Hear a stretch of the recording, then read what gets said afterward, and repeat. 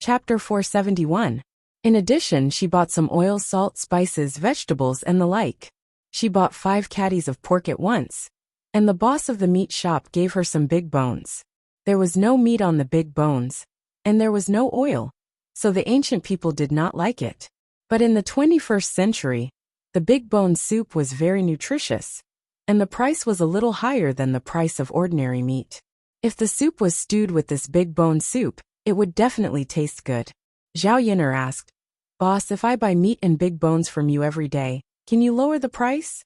"Miss, if you can buy so much every day, I can definitely lower the price for you," the boss said with a smile. "How can it be cheaper?" "Miss, I can give you a discount of 1 copper coin for the pork and big bones. That is, the pork will be 14 copper coins per caddy, and the big bones will be 2 copper coins per caddy. Miss, what do you think?" Zhao Yin'er thought about it, and felt that it was very cost-effective. After all, many little drops make a mickle, and when the time came, she could save a lot. The price of the meat on this stall was about the same. Zhao Yin'er came several times and compared the prices. This stall was more generous. So the meat on this stall was sold faster than other stalls. In this way, the meat would definitely be fresher than other stalls. "Okay, boss, then I will patronize your business in the future." "Haha, good. Give me another 5 caddies of big bones." "Okay." The boss quickly picked out 5 caddies of big bones with more meat, and gave them to Zhao Yin'er. After paying the money, Zhao Yin'er carried these things and put them in the car. Today's big purchase cost more than 500 copper coins. Fortunately, the stall was full. Otherwise, although the other things were not very expensive, the pots and pans would cost a lot. The most important thing was that it took more time to buy those things. "Sister-in-law Mulan, let's go back," Zhao Yin'er said. "Okay." Mulan nodded.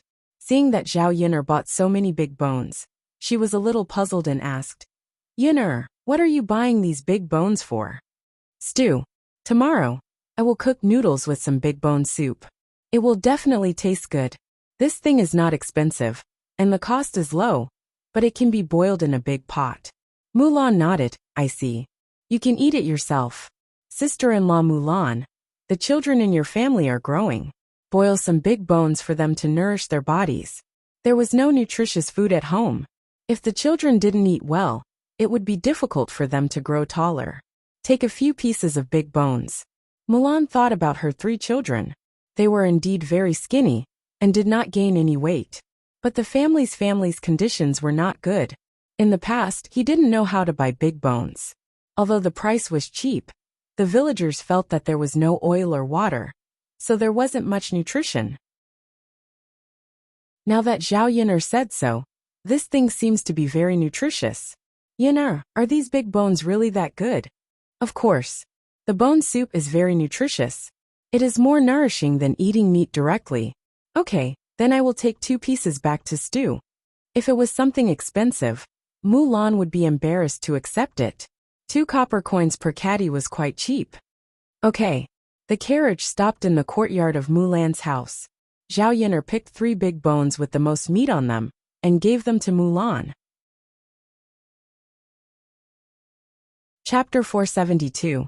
Zhao Yin'er was a little confused. "That? Which one?" The more Zhao Yin'er asked, the more shy Mulan became. "Yin'er, that one. That thing between a man and a woman." Mulan thought about it and said it out loud. Zhao Yin'er had also given birth, so she must have experienced that kind of thing before. If it was with Huang Hua, that girl, this topic would not be easy to discuss. After all, it was not good to talk about the things between a man and a woman. Mulan was still very shy. In the past, she had never talked about this topic with other women. Zhao Yin'er could be said to be the first. Zhao Yin'er was still a little confused.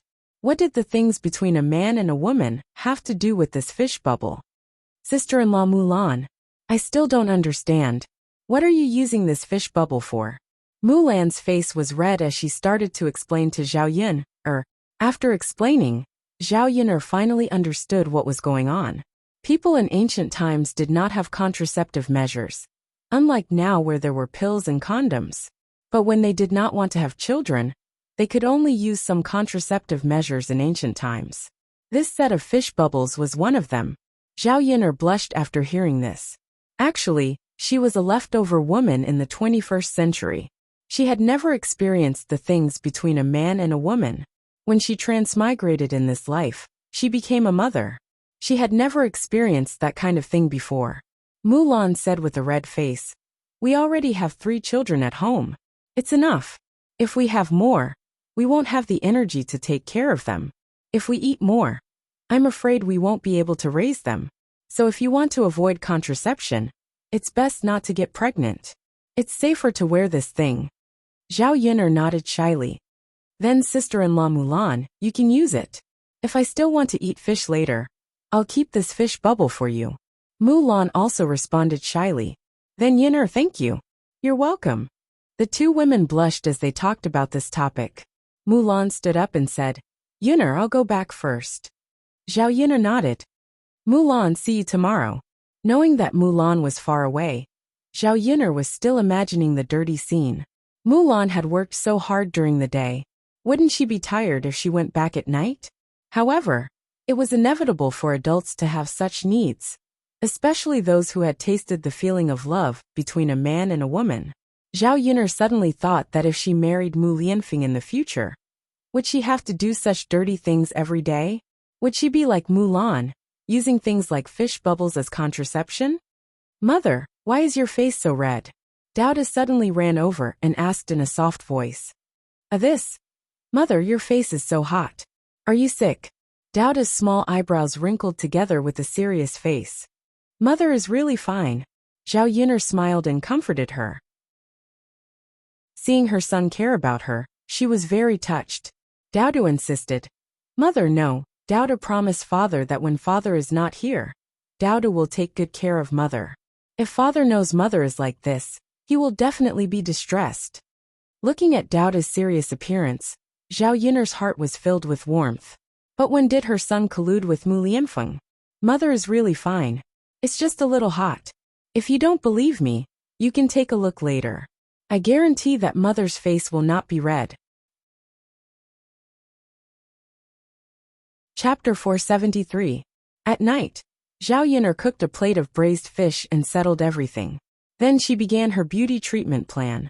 If she maintained herself now, when Mu Lianfeng really came back, he would probably see her as a haggard old woman.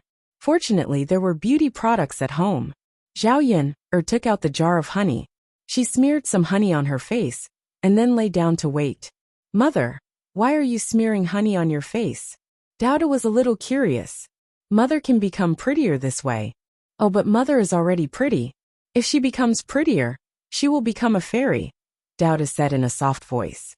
When did this child become so good at praising people?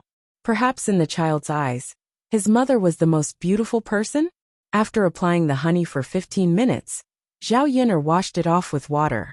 She pressed her hand against it, and felt that her face had tightened a lot. She went to bed early to prevent the dark circles from remaining. The next morning, Liang Jinxiao brought Zhao Ping'er over. Zhao Ping'er was accompanied by Ma Xiaofeng. Ma Xiaofeng carried a basket in her hand. The basket was filled with fresh vegetables picked from the vegetable garden. She was probably going to sell them in Yang City. Zhao Ping'er said to Zhao Yin'er, "Yin'er, Xiaofeng is also going to Yang City today. Why don't we take her with us? It's 6 copper coins to go back and forth on the ox cart." Zhao Yin'er frowned and scolded Zhao Ping'er in her heart for being brainless. She was considerate and saved money for others, but she didn't think about how big her little donkey was. If they took Zhao Ping'er and Ma Xiaofeng, it would be 5 people. Adding on the things they were carrying, one could imagine how heavy it would be. "Sister Ping'er, my family's Xiaomao can't carry so many people. You should also take the ox cart." As she spoke, she took out 6 copper coins from her sleeve for the fare. As for Ma Xiaofeng, she would have to pay for it herself. Zhao Yin'er said this in a disguised way to refuse to take Ma Xiaofeng to the street. Ma Xiaofeng was a little embarrassed, and her face didn't look very good. Originally, he thought that he could save the 6 copper coins, but now it seemed that he didn't manage to save it. 6 copper coins was not a small amount. She only wanted to earn a little more by selling vegetables on the streets. Zhao Ping'er pursed her lips and looked at Xiao Mao. It was such a small donkey, It didn't look like it could pull many people. All right then. That was the only way. He couldn't be so thick-skinned as to sit there, could he? Ma Xiaofeng left somewhat unwillingly. When Zhao Ping saw Ma Xiaofeng's unhappy expression, she started to apologize. Xiaofeng, I'm sorry. I didn't know it would be like this. Ma Xiaofeng ignored Zhao Ping and Zhao Ping was a little anxious. Xiaofeng, I'm really sorry. I didn't expect it either. Zhao Yin that little donkey is really small. Zhao Ping, then why can't you do what you promised? If you can't do it, then don't agree to it. Look at your sister, didn't she say that on purpose? You've made me lose face. Those who didn't know better would think that I was trying to take advantage of you. No. Zhao Ping hurriedly waved her hand. Xiaofeng, I'm sorry. Maybe it's really that the little donkey can't pull so many people. It's my fault. How about this? When we go to Yang City, I'll treat you to breakfast. Zhao Yin opened a breakfast stall. We'll go and eat a little then. When Zhao Ping said that, the anger on Ma Xiaofeng's face dissipated a little.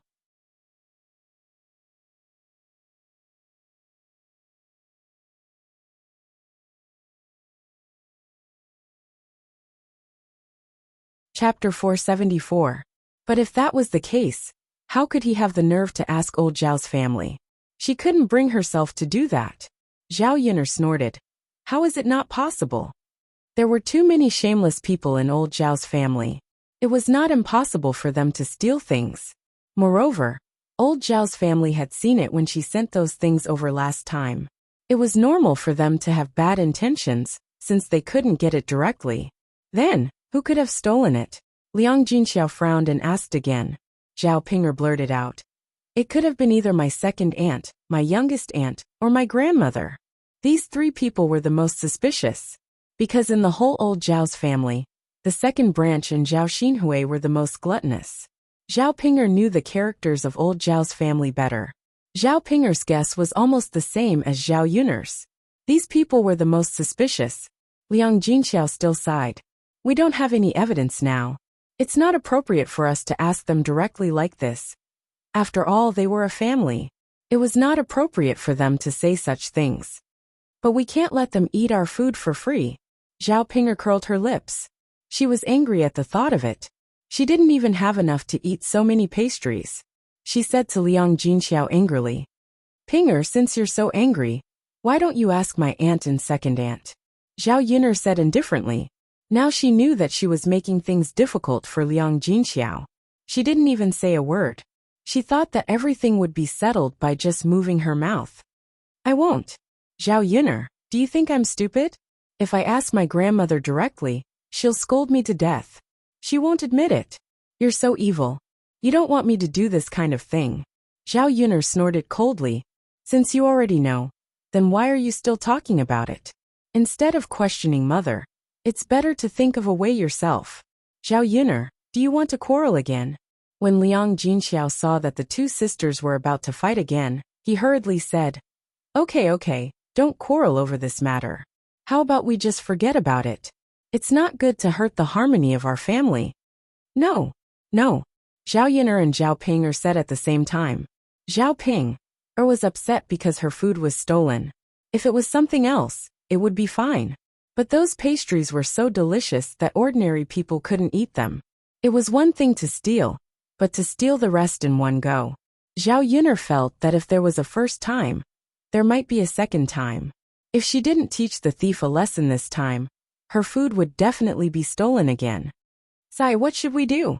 Liang Jinxiao frowned and sighed. Mother, don't worry. I have a way. Yin, do you have a way? Liang Jinxiao asked. Zhao Ping also came up to listen curiously. Zhao Yin pretended to be mysterious and said, I'll tell you tomorrow. By the way, Mother, I'll go to Yang City tomorrow, and buy a lock on the way back. When I come back, I'll put everything in the house.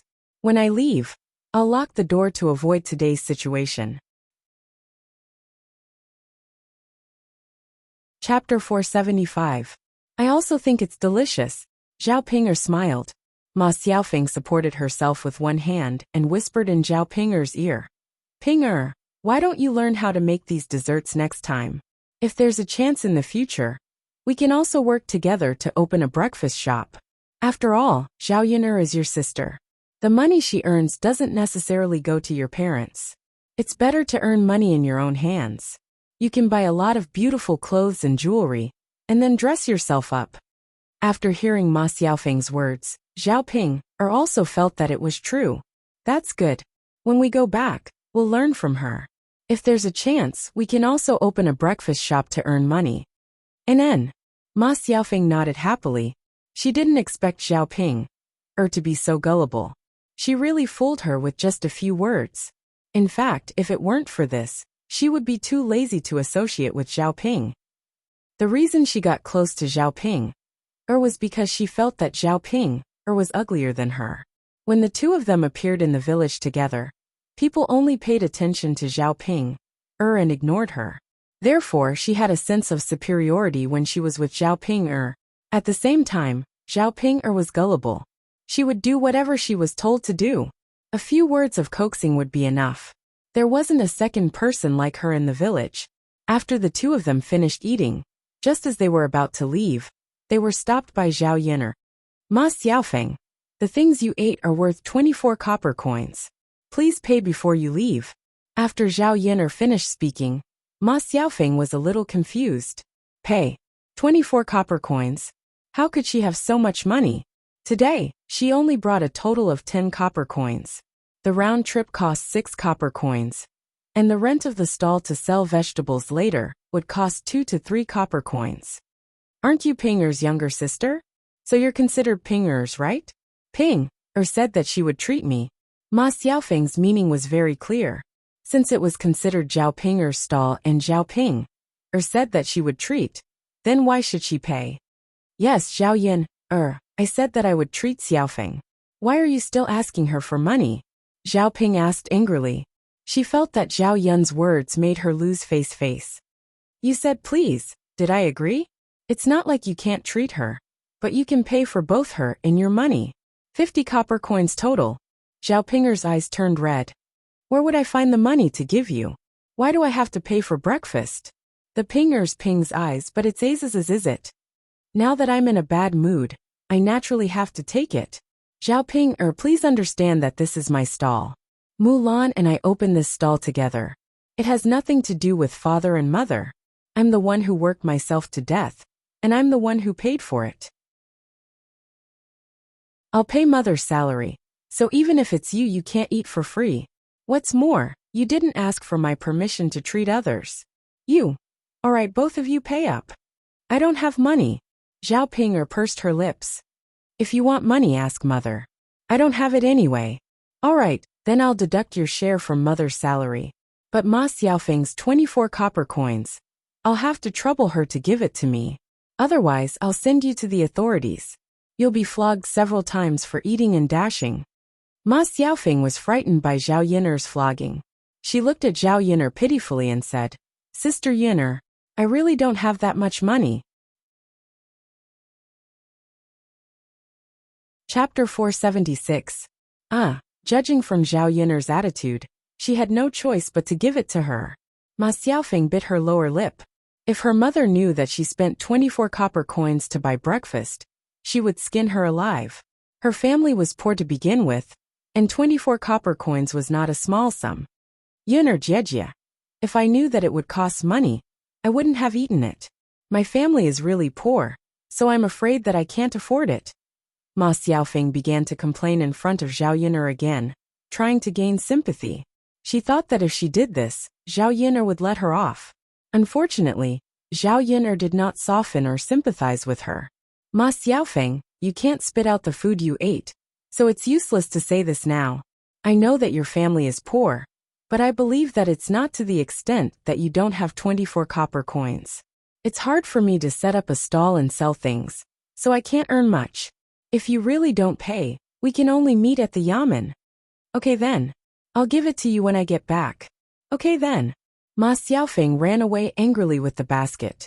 When she left, Zhao Yun'er saw that her tears were flowing down from anger. Zhao Ping hurriedly chased after her. Unfortunately, Zhao Ping ignored Ma Xiaofeng no matter how she coaxed Ma Xiaofeng. Zhao Ping or put all the blame on Zhao Yun'er. Waiting for Ma Xiaofeng to run away, Liang Jinxiao frowned and said, Yun'er, Xiaofeng is quite pitiful. Yun'er, why don't we just forget about the money? Zhao Yun'er knew that Liang Jinxiao was soft-hearted, but she was not. Mother, look at Ma Xiaofeng. She's obviously using Ping or Jejie to take advantage of you. We can't let this kind of person take advantage of us. Otherwise, she will continue to take advantage of us next time. Liang Jinxiao sighed. Thinking about it, Ma Xiaofeng did like to take advantage of others. The things belonged to Zhao Yun'er. She had no right to control Zhao Yun'er. She hoped that Zhao Yun'er would do the same, and that Ma Xiaofeng would learn from her mistakes. Mother, let's get back to work. Yeah. Liang Jinxiao nodded, and continued to be busy with Zhao Yun'er. Not long after, two people arrived. One of them was Xiao Hong, and the others were women who often sold vegetables on the streets. When they arrived at the stall, they were also stunned. They had heard that the buns at this stall were very delicious, so they wanted to buy a few to try. You didn't expect the owner of this breakfast stall to be an old acquaintance. Why is it Zhao Yun'er and Mulan? Yeah, when did they open a breakfast stall in Sun City? We didn't even know. There are so many people and business is so good. I guess they can make a lot of money, right? That goes without saying. They'll definitely make more money than us. One basket of vegetable buns sold by them is probably enough for us to sell vegetables until we die from exhaustion. The women chattered in disgust, their voices filled with jealousy. After all, no one wanted to see others doing well, especially Zhao Yun'er doing well. Auntie, don't be envious of her. Her business is doing so well because she's capable. People will only buy it if it's delicious. Xiao Hong said. The women were very disdainful. What can she be capable of? I think she's just lucky. The heavens were really unfair. Good people are poor, but people like her still give her such a chance to make money. That's right. God is blind. Actually, we have the capital. We can open a breakfast stall next door. Who knows? We might be able to make money too. That's right. Why don't we open one together?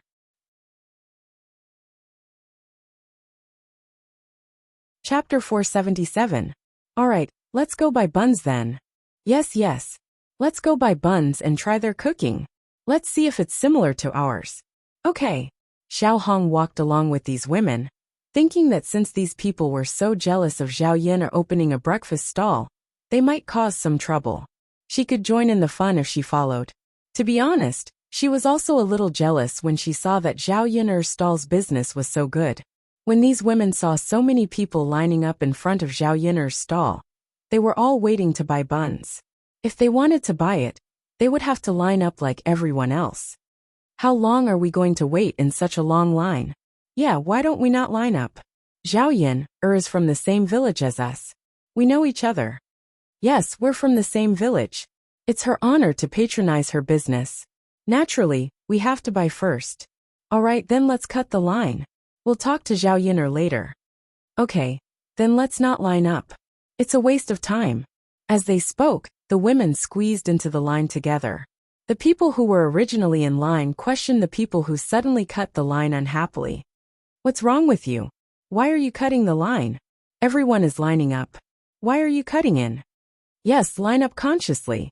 Don't you see so many people lining up? Who are you? What right do you have to cut in line? The women were very unreasonable. What's wrong with us cutting in line? The person selling breakfast is from our village. We know her. Haven't you heard that it's easier to do things with connections? Of course we can cut in line if we know her. Who can you blame if you don't know her? Let us buy first. How could the people who were lining up obediently be willing? They started arguing with the women. That won't do. Who said that we can cut in line just because we know her? If we come here every day to buy, wouldn't we already know the boss? Let's ask the boss what the rules are for lining up to buy things at this stall. Because of the commotion, Zhao Yun'er was alarmed. Zhao Yun'er also heard the conversation just now. He frowned with some displeasure.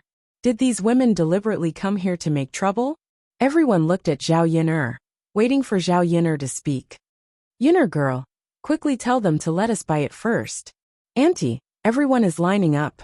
No one has any special privileges. If you want to buy my family's buns, You should also line up. Zhao Yin'er said lightly. She knew that if she really let these women buy it first, the other customers would definitely not be satisfied, who would line up obediently in the future. Not only would this affect the order in front of the stall, but it would also bring trouble to him. Most importantly, he would lose some customers. Therefore, Zhao Yin'er would rather offend these women than offend other guests. Hearing Zhao Yin'er's words, the women were very angry. Zhao Yin'er, what do you mean? Aren't we from the same village? We are from the same village, but what does it have to do with you lining up to buy things? Then can't you do us a favor? To think that we were kind enough to come over and take care of your business.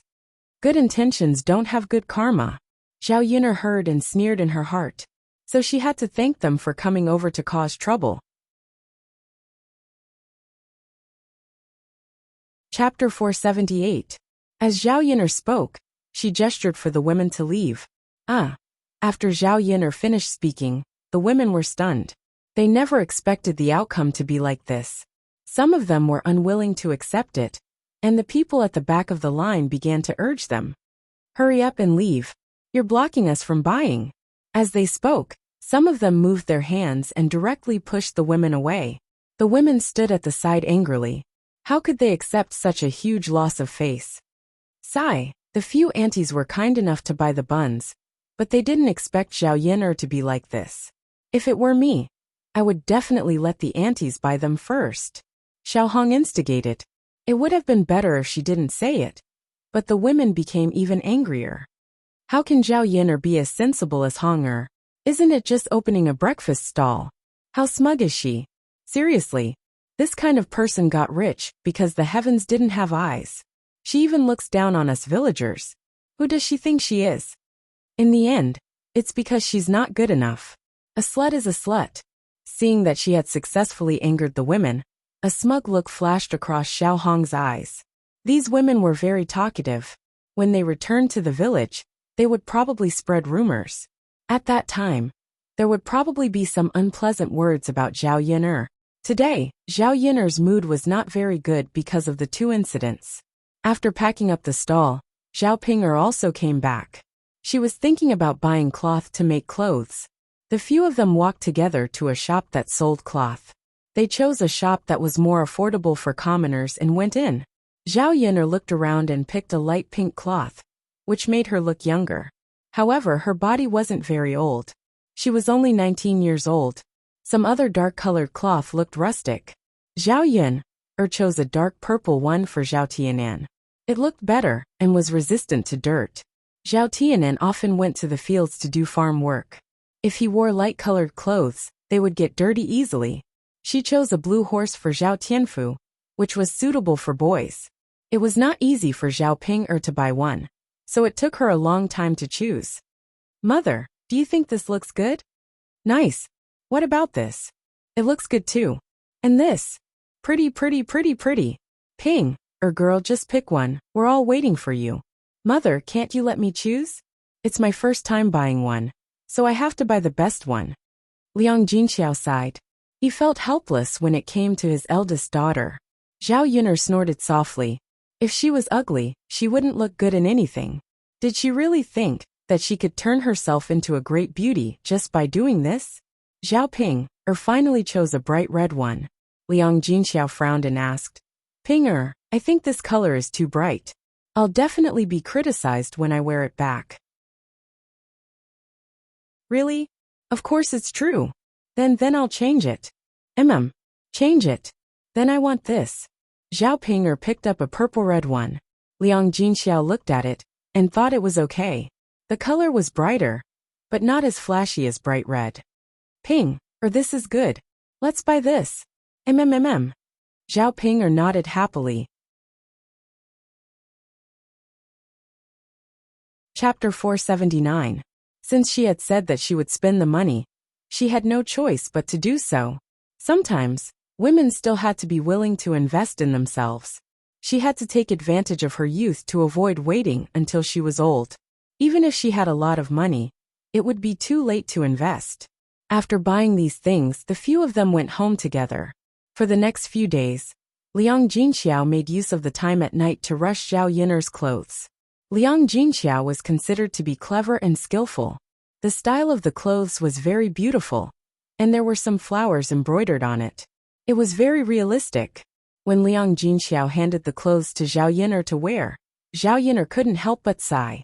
"Mother, your needlework is really good. The flowers are embroidered beautifully." Liang Jinxiao smiled and said, "I learned it from your great-grandmother. I only learned a little bit." "Great-grandmother?"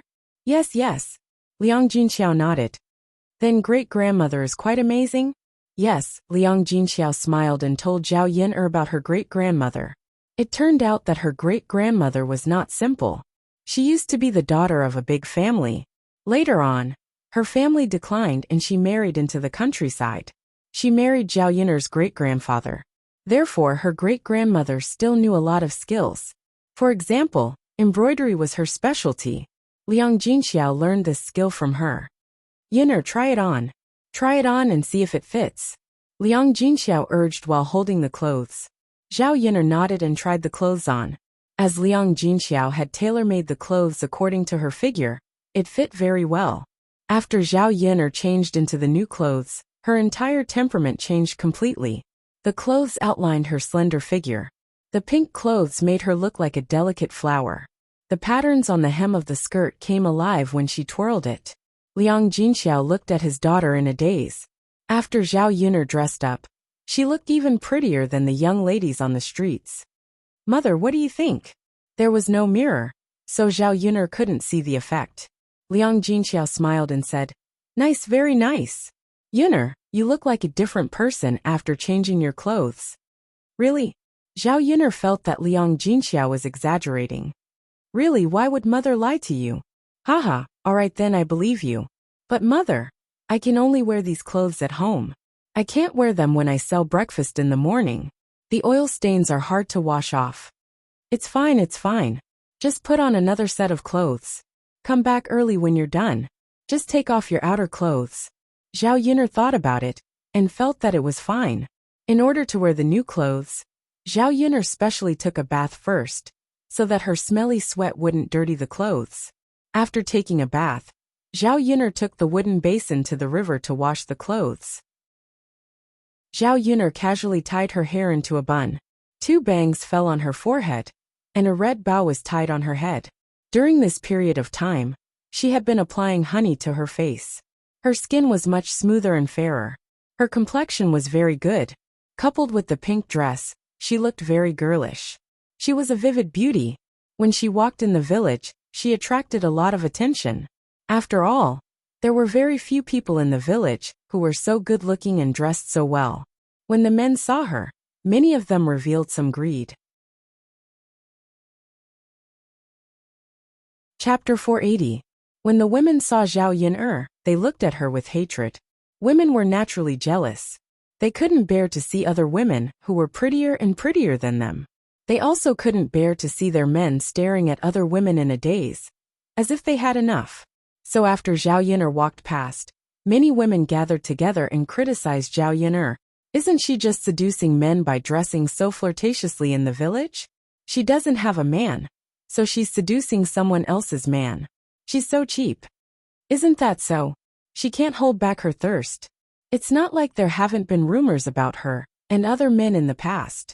Looks like the rumors in the past were true. I wasn't sure in the past, but now it looks like it's most likely true. Sisters, you have to keep an eye on your men at night. Don't let them be seduced by this slut. Got it? If my man dares to go over, I'll break his legs." Zhao Yiner didn't hear these women's discussion. If she did, she would probably explode in anger. Why didn't they take a look at their men? Would she seduce them? When Xiao Hong saw Zhao Yiner's outfit, she gritted her teeth in jealousy. Lulei liked Zhao Yiner to begin with. Now that Zhao Yiner was dressed so nicely, would Lulei still like her? In order to seek psychological comfort, she also started to discuss with these women. "Zhao Yiner is so pretty now. I reckon any man will like her. Luckily, I'm not married yet. I don't have to worry about the men at home like all of you." After Xiao Hong said that, the other women snorted. "She just earned some money. She's dressed so flirtatiously. This kind of woman can only be looked at, and doesn't care about the family. It's useless to marry her. She spends money recklessly. No matter how much property she has, she can still squander it. Xiao Hong hurriedly agreed. That's right. Marry a virtuous wife. You should marry someone like all of you, virtuous and thrifty. You shouldn't spend money in improper places. No matter how pretty a face is, it can't be eaten. You marry a wife to live your life, not to serve her. Xiao Hong's flattery made the women feel better. Thus, she began to praise Xiao Hong as well. Hong, when it comes to looks, you're not inferior to Zhao Yun'er at all. You're more sensible, virtuous, and frugal than her. Even if your family has money, you don't squander it. Otherwise, with your Xiao family's conditions, what kind of beautiful clothes can't you buy? That's right, Hong is a sensible girl. Whoever marries her will be blessed. It's a pity that I only have one son. Otherwise, I would have let him marry into my family. It's all right. Hong is such a good girl. A good man will eventually discover her. You'll definitely find a good man in the future. Being praised by these people, Xiao Hong lowered her head shyly. Zhao Yun'er came to the riverside, quickly washed the clothes, and then carried a bucket of water back. On the way they met Zhao Si. Zhao Si came back from work outside, and saw that Zhao Yun'er was having difficulty carrying the heavy bucket of water. He went up to help and said, Cousin Yun'er, let me help you carry it. Zhao Yun'er glanced at Zhao Si and rejected him. No need, brother Zhao Si. I can carry it myself. I'm on the way, so let me help you carry it. Cousin Yun'er, are you still angry at me because of the joke I made last time? Zhao Si was referring to the time when he put her and Lu Lei together. Chapter 481. Since you're not angry with me, I'll let you carry it for you. It's not a big deal anyway. I can help. Zhao Yun'er couldn't win against Zhao Si, so she had no choice but to agree. Thank you, brother Zhao Si. Zhao Si shook his head. It's okay. You're welcome. Zhao Yun'er pursed her lips. She felt that Zhao Si was quite enthusiastic. However, Zhao Si was her relative. It was normal for him to take care of her. However, when the two of them walked together, rumors immediately spread that Zhao Yun'er seduced Zhao Si. Some people who wanted to stir up trouble went directly to Zhao Si's house and told his wife. Zhao Si's wife, Nian, rushed to Zhao Yun'er's house with a kitchen knife. Many women also came to join in the fun. What the women wanted to see was Zhao Yun'er being defeated. They didn't dare, and had no reason to stir up trouble. They had to find someone to stand up for her. When Zhao Yun'er and Zhao Si came over, they were stunned when they saw the scene. Zhao Si said to Nian, Qin'er, why are you here with a kitchen knife? Why are you not cooking at home in here? Nian glared at Zhao Si angrily. I'm here to settle the score with this vixen. She seduced my man of all people. Zhao Si was stunned. He digested what Nian meant. Did his wife mean that Zhao Yun'er seduced him? While Zhao Si was stunned, Nian had already rushed toward Zhao Yun'er with the kitchen knife. She looked like she wanted to fight Zhao Yun'er to the death. Zhao Si hurriedly took it down and yelled at Nian. What are you doing? Seeing that Zhao Si was protecting Zhao Yun'er, Nian made a bigger fuss. Zhao Si, are you protecting this little tch? Zhao Si glared at Nian and said fiercely, What do you mean by protecting her? You're just talking nonsense. Why did he rush over with a kitchen knife and say such things? Who told you that cousin Yun'er seduced me? Why don't you use your brain and think about it? We are cousins. What else can happen? Just now, he saw that it was difficult for her to carry the water alone, so he helped her carry it back. He didn't know that such a small thing could be described as seduction. Do you know that this will ruin cousin Yun'er's reputation? Nian calmed down after being scolded by Zhao Si. Thinking about it, Zhao Si and Zhao Yun'er were cousins. What else could happen? If something really happened, then it would be incest. She knew her man well. He would never do such a thing. Moreover, other than seeing Zhao Si helping Zhao Yun'er carry the wooden bucket, she really didn't see Zhao Si do anything out of line. Along the way, she had been instigated by other women, so she didn't know the specific situation. All right, hurry up and apologize to cousin Yun'er. Don't be so reckless next time. Nian knew that she was in the wrong, so she immediately apologized. Cousin Yun'er, I'm so sorry. I don't have a brain. I believe everything others say. This time, I wronged you. Nian's attitude was good. Just now, Zhao Si also helped her to scold Zhao Yin'er. Naturally, Zhao Yin'er wouldn't hold on to it. Chapter 482. Zhao Yin'er's sharp eyes swept across the group of women who were watching. They were so scared that they trembled and didn't dare to make a sound. Alright, let's go back. Don't follow the crowd next time. Don't talk nonsense if you don't know the situation. Look, aren't all the rumors false? Zhao Si tugged at Nian's arm. She said that for Nian's sake, as well as for those who spread rumors. After that, Zhao Si said to Zhao Yin'er, Cousin Yin'er, I'll go back first. Zhao Yin'er nodded. The people who were there to watch the show gradually dispersed. Seeing these people leave, Zhao Yin'er was a little annoyed. They always said that she seduced men. Who was she seducing? It takes two to clap. Since the man wanted to cheat, it meant that there was something wrong with him. Why did they have to blame it on the woman? Zhao Yin'er hated people who had an affair with other women behind his wife's back, not to mention having a relationship with them. A group of brainless women. At night, Zhao Yin'er was grinding beans under the candlelight. Douda had already gone to bed. Now that the trial sale had been going on for a while, the soybean milk was selling quite well. It cost 2 coins per cup. It was delicious and nutritious. Many people bought soybean milk with fried dough sticks. There were quite a lot of rich people in Yang City. They didn't feel reluctant to spend money on food. If this soybean milk was brought to a small town, it probably wouldn't sell so well. Zhao Yin'er was grinding when the door of her house suddenly rang. Knock, knock, knock. Someone was knocking on the door. Zhao Yin'er frowned. Could it be that AB** starred really came to find her? Who is it? Zhao Yin'er asked. The person outside didn't answer. Who is it? Zhao Yin'er asked again. Still no one answered. Zhao Yin'er cursed in her heart. He was even playing with her. How interesting. If you know what's good for you, get out of here quickly. Otherwise, don't blame me for being rude. You're in for it. Zhao Yin'er threatened, but the man outside the door still did not leave. Zhao Yin'er frowned. This man wouldn't want to force it, right? Did he know that a woman like her was easy to bully? Motherf***. If he really dared to use force, she wouldn't mind beating him until he begged for mercy. Bang! Bang! Bang! Someone knocked on the door again. Zhao Yin'er decided to open the door first and deal with this man, just like how she dealt with Zhu Sanlu. Thus he opened the door. When Zhao Yin'er saw a black figure come in, she took the basket and covered his head. Then she picked up the rolling pin at home and threw it at the man. I'll beat you to death. How dare you come here in the middle of the night? If I don't teach you a lesson, you won't know how powerful I am.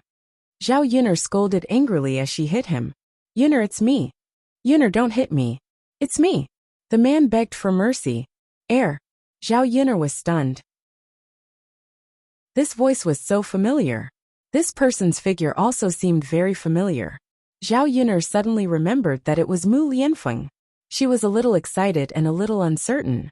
Was it really Mu Lianfeng? But why did he come here so late? Just as Zhao Yin'er was puzzled, Mu Lianfeng took the basket off his head. Yin'er, are you trying to murder your husband? Mu Lianfeng's tone had a trace of playfulness and helplessness. This time he came back with great difficulty. He didn't expect to be treated like this by Zhao Yin'er. It was really a little frustrating. Chapter 483. Mu Lianfeng smiled helplessly. If it wasn't me, who else could it be? Yin'er, it wasn't easy for me to come back just to see you. But you beat me up until I'm covered in scars. Zhao Yin'er's mouth twitched. She also felt a little embarrassed and distressed after hitting Mu Lianfeng. That's because you didn't say it yourself. I didn't know who it was. I wanted to give you a surprise. Mu Lianfeng explained. Zhao Yin'er's mouth twitched a few more times, and she continued to talk to Mu Lianfeng. Then you should be glad that I didn't beat you to death. You didn't say a word, and I didn't know it was you. A few days ago, there was one who came running over. I beat him up and threw him out. Zhao Yin'er was talking about Zhu Sanlu. Hearing Zhao Yin'er's words, Mu Lianfeng's eyes suddenly became sharp. A man came to find you? Who is it? Zhao Yin'er looked at Mu Lianfeng with a murderous gaze. It was probably because he didn't want to see his woman being provoked by other men. I've already taught them a lesson. Don't worry, it's useless even if they come. If one comes, I'll beat one. If two come, I'll beat both of them. I'll beat them to death. Looking at Zhao Yiner's fierce look, Mu Lianfeng's mouth suddenly curled into a smile. His Yiner was so cute. Mu Lianfeng also knew that Zhao Yiner must have suffered a lot while he was gone. If he could accompany her by her side, it wouldn't be like this. Therefore, Mu Lianfeng took a step forward, walked in front of Zhao Yiner, and pulled Zhao Yiner into his arms. Yun! Mu Lianfeng whispered in Zhao Yiner's ear. Zhao Yiner felt that she was caught off guard, and fell into a broad embrace. Mu Lianfeng's pleasant smell enveloped her whole body. Mu Lianfeng hugged her so tightly that Zhao Yiner didn't even have a chance to struggle. However, this feeling of being hugged tightly by Mu Lianfeng was somewhat warm. Her heart couldn't help but beat at this moment. Mu Lianfeng buried his face in Zhao Yiner's neck and said to Zhao Yiner, Yiner, I miss you so. I've been thinking of you all this time. I've been thinking of you all the time. Facing Mu Lianfeng's affectionate confession, Zhao Yiner blushed slightly. I miss you too. Seeing that you didn't come back for so long, I thought that you didn't want me and Daodu anymore. There wasn't even a message from you. Zhao Yiner's tone was a little reproachful. Because she missed him, she blamed him for not even sending her a message. Yiner, I'm sorry. Aren't I back now? This time, I'll never leave you guys again. Mu Lianfeng hugged Zhao Yiner tightly. Zhao Yiner didn't know whether she should believe him or not. Maybe he had to leave again in the future for some special reason. However, Zhao Yiner could feel Mu Lianfeng's heart. This man was making a promise to her. It wasn't easy for him to do this. I know.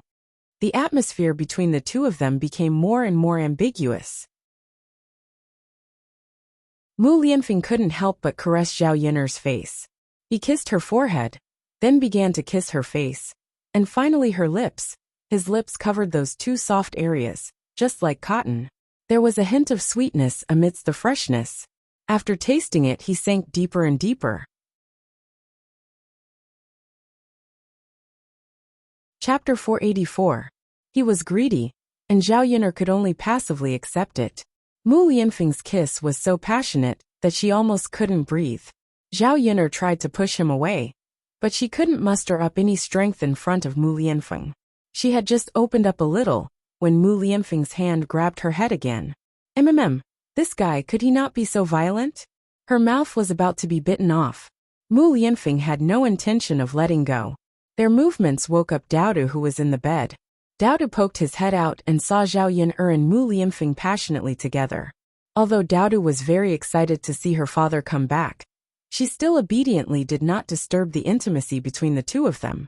His head, which had originally poked out, went back into the blanket and continued to pretend to be asleep. Zhao Yiner couldn't break free, so she could only accept it. Mu Lianfeng's kiss was so passionate that Zhao Yiner's body slowly went limp. She suddenly thought of a phrase like a wolf or a tiger. Mu Lianfeng was a wolf and a tiger, and he wanted to eat her up. After a while, Mu Lianfeng stopped kissing and continued to hug Zhao Yiner. Yiner, I really miss you. I know you miss me, but why are you here so late? After all, it was already so late. Mu Lianfeng wasn't in a hurry to come over, was he? I just arrived in Yang City in the evening. After I settled the matters in Yang City, I rushed over to you. After saying that, Mu Lianfeng added another sentence. Because I miss my wife and son, and I desperately want to see them. I don't want to waste any time. Zhao Yiner's heart was filled with a touch of sweetness. It turned out that he was always thinking about her.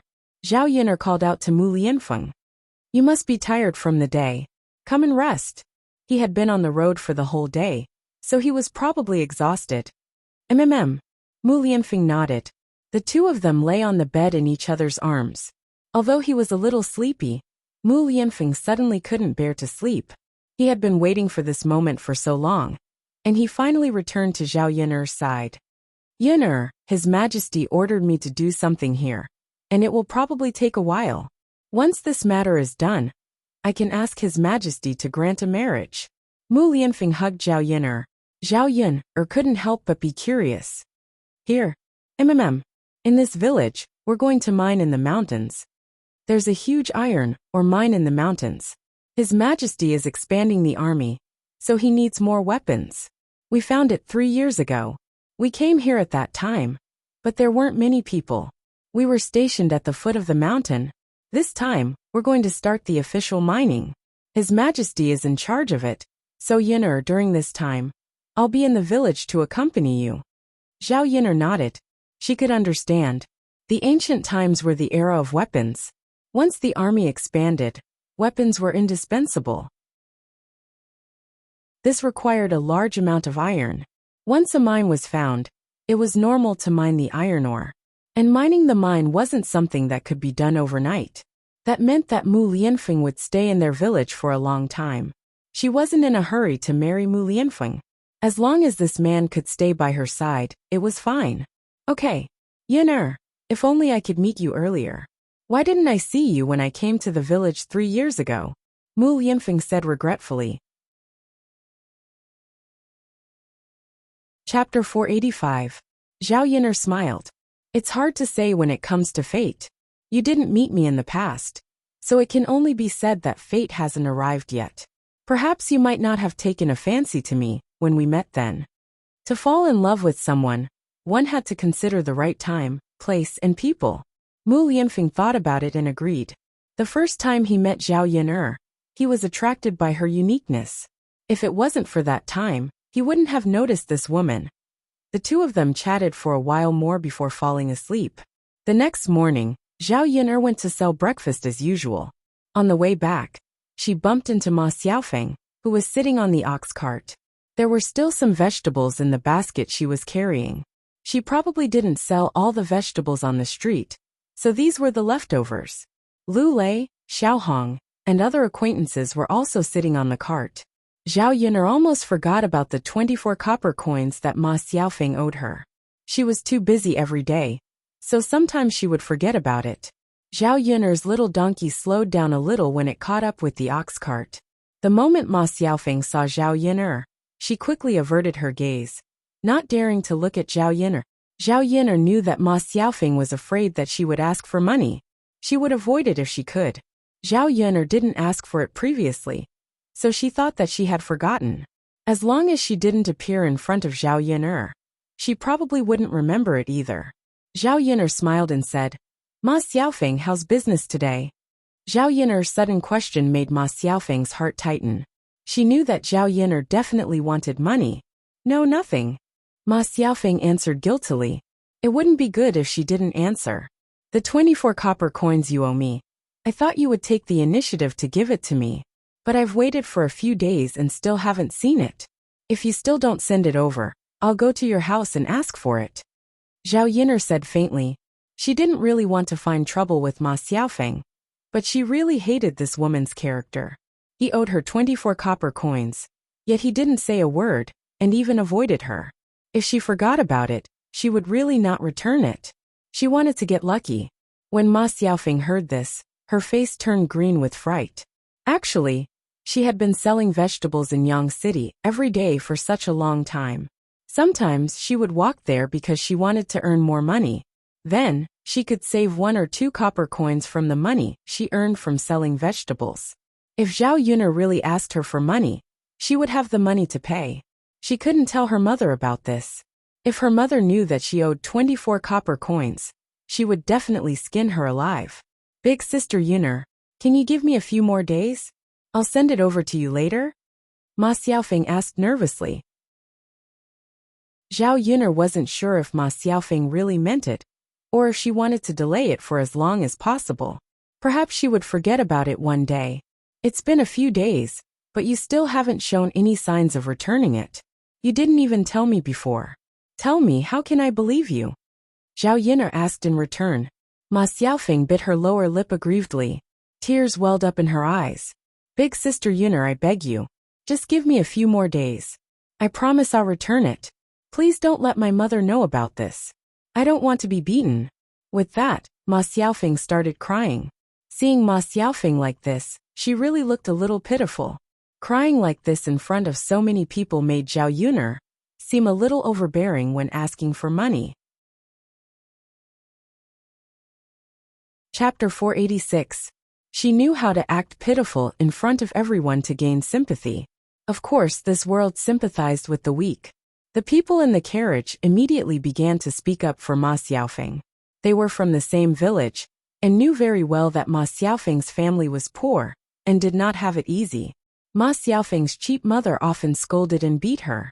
If they knew that Ma Xiaofeng owed Zhao Yin'er 24 copper coins, they would probably kill her.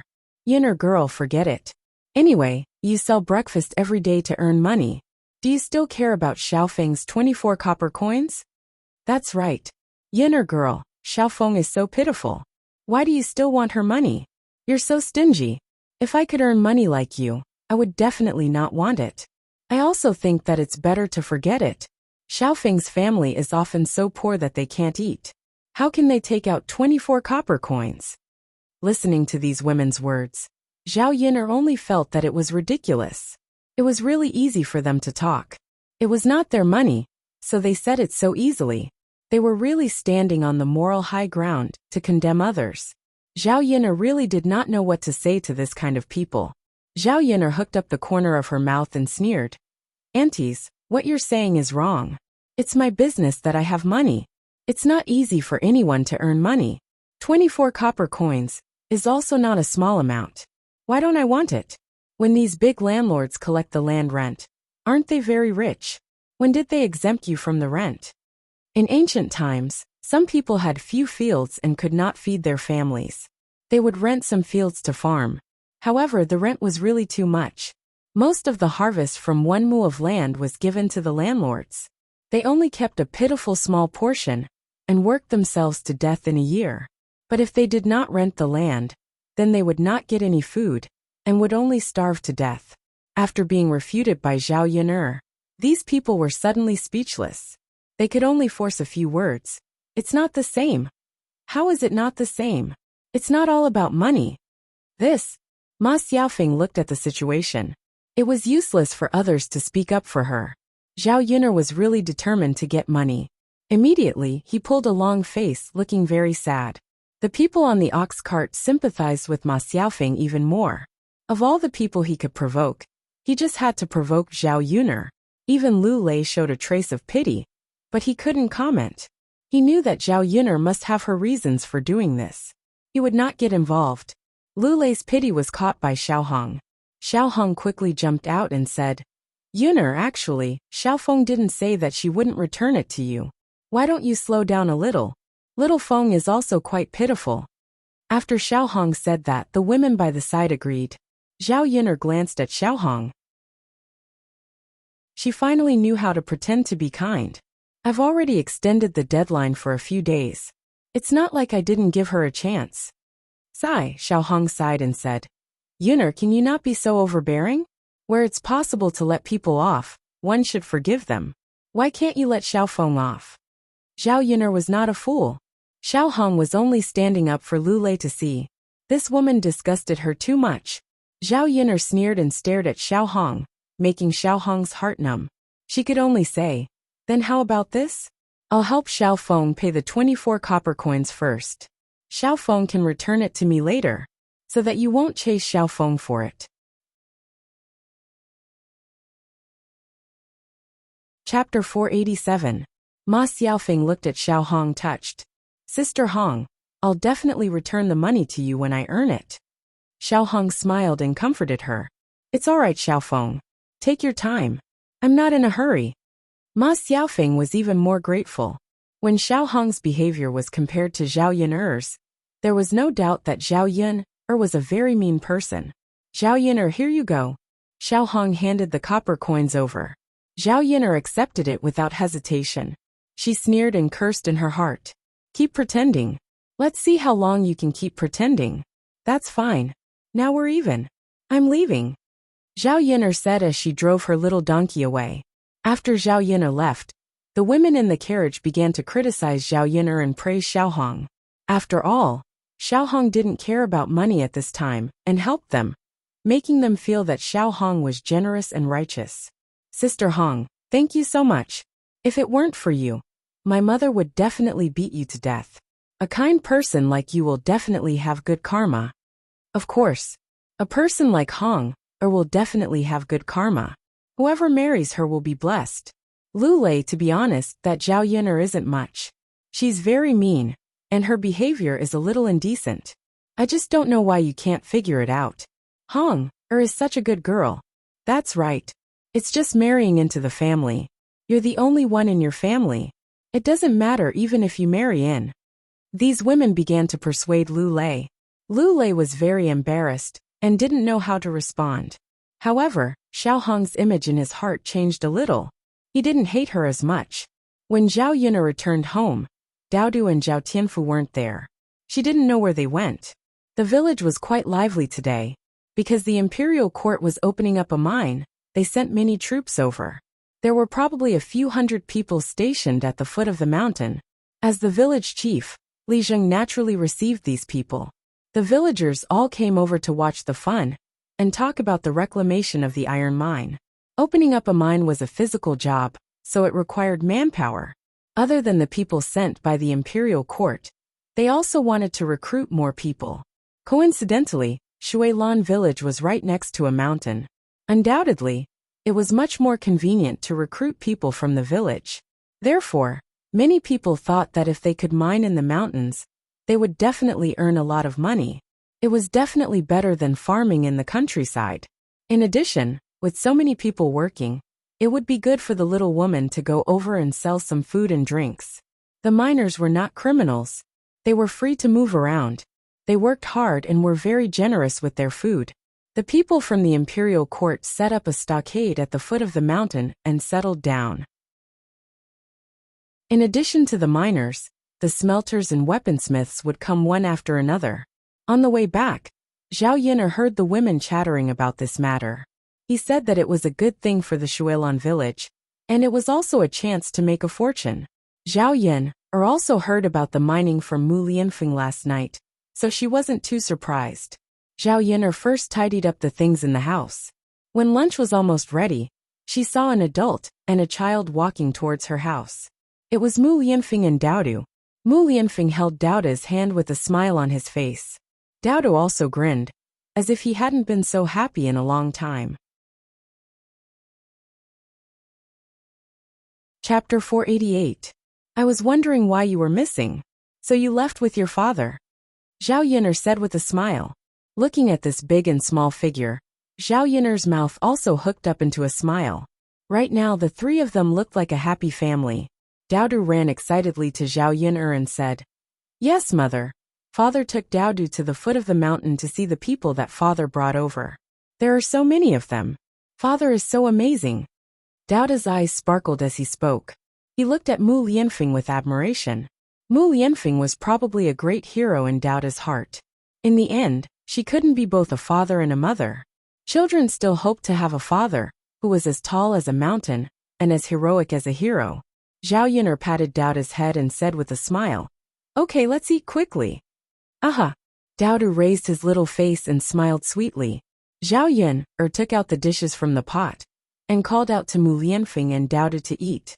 The pork bone soup at noon was fragrant after sprinkling some chopped green onions. The vegetables were crispy and sweet, and after adding 2 drops of sesame oil, it was even more refreshing. There was also a plate of scrambled eggs with chili and a plate of steamed bacon. 3 dishes and a soup. It wasn't very sumptuous, but Mu Lianfeng was drooling. He couldn't wait to eat. Before eating, Zhao Yun'er scooped a bowl of soup for Mu Lianfeng and said to Mu Lianfeng, "Drink some soup first." "Okay." Mu Lianfeng smiled and took it. "Thank you, Yun'er." "You're welcome." Mu Lianfeng took a bite and said with a smile, "Yun'er, your cooking is still the best."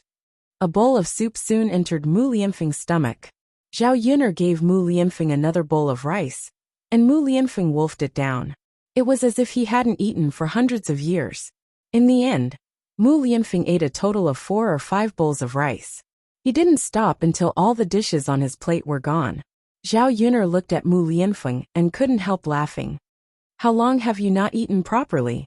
Mu Lianfeng elegantly wiped his mouth and said with a smile, "It's true that I haven't eaten before. It's just that other people's food doesn't suit my taste. Yun'er, your cooking is still the best." After hearing Mu Lianfeng's words, Zhao Yun'er looked at him carefully and found that he had lost a lot of weight.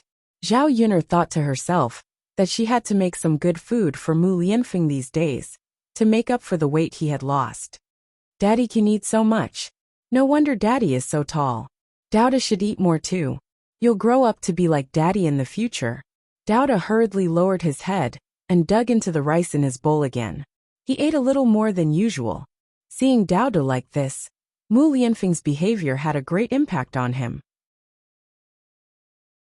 Zhao Yuner suddenly felt that if Mu Lianfeng could stay by Dauda's side all the time, Dauda's personality would also be influenced by Mu Lianfeng and become a brave and righteous person in the future. After Mu Lianfeng finished eating, he said to Zhao Yuner reluctantly, "Yuner, I still have work to do. There are a lot of things waiting for me to arrange over there. I'll come back for dinner and accompany you and Daudu in the evening." Zhao Yuner smiled and nodded. He had his own things to do. She wouldn't be so unreasonable as to ask him to accompany her. "Go ahead. If I have time, I'll bring you some food." Mu Lianfeng's lips curved into a smile. "Okay." Chapter 489. Mulan said, "Yuner, I heard that the people who came to our mountain to mine are from the imperial court." "Yes, I also heard that it was the crown prince who brought people here." Zhao Yuner was stunned. How did the news spread so quickly? Everyone knew that Mu Lianfeng was here. Zhao Yuner nodded and replied, "Yes, the crown prince is here." "Yun, did the crown prince come to look for you?" "Yes, he did." Zhao Yuner didn't know why Mulan was asking this. She felt a little guilty.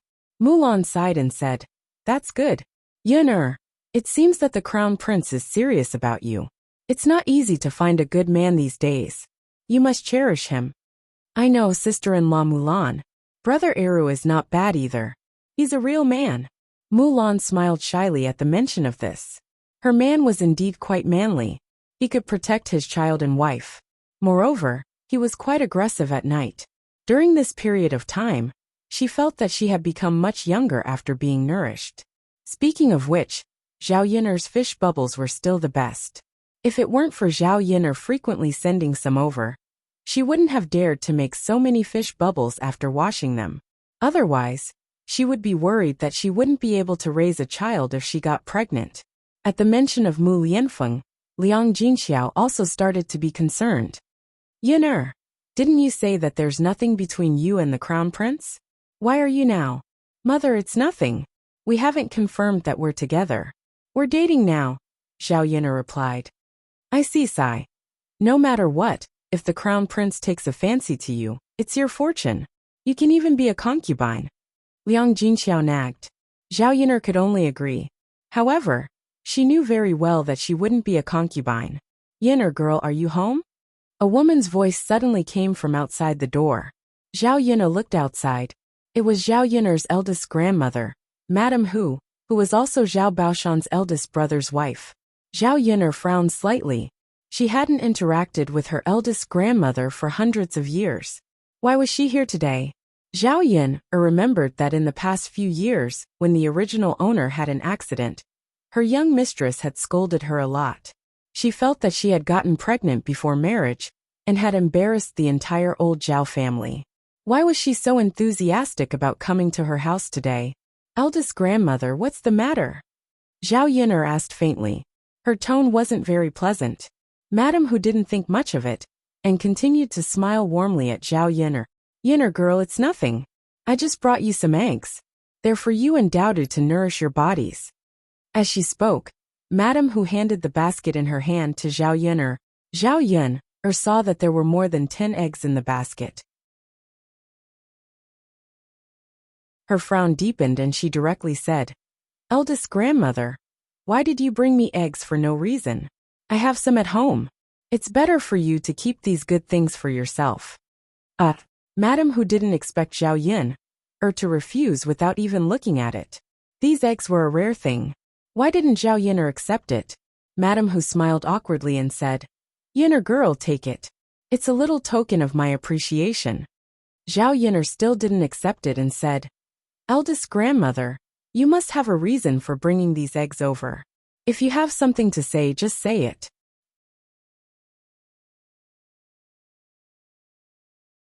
Chapter 490. Zhao Yun'er responded, "Go ahead." "Yun'er, young mistress heard that you have a good relationship with the heir of the crown prince. Today, the heir of the crown prince even came down from the mountain to have lunch with you." Zhao Yun'er thought that Madame Hu was well aware of Mu Lianfeng's movements. She reckoned that everyone in the village was secretly paying attention to it. "Yes, what's the matter?" Madame Hu smiled. "It's like this. Yun'er, I heard that when the time comes to mine in the mountains, we will need to recruit people from the nearby villages. I reckon that there will be more people going than the people we need to recruit. Your uncles and cousins. I was wondering if you could talk to the heir of the crown prince and arrange for them to work in the mines, so that they can earn some money." When Zhao Yun'er heard this, she finally understood why Madame Hu had come to her house. Mining in the mountains meant that the government would pay a lot of money every day.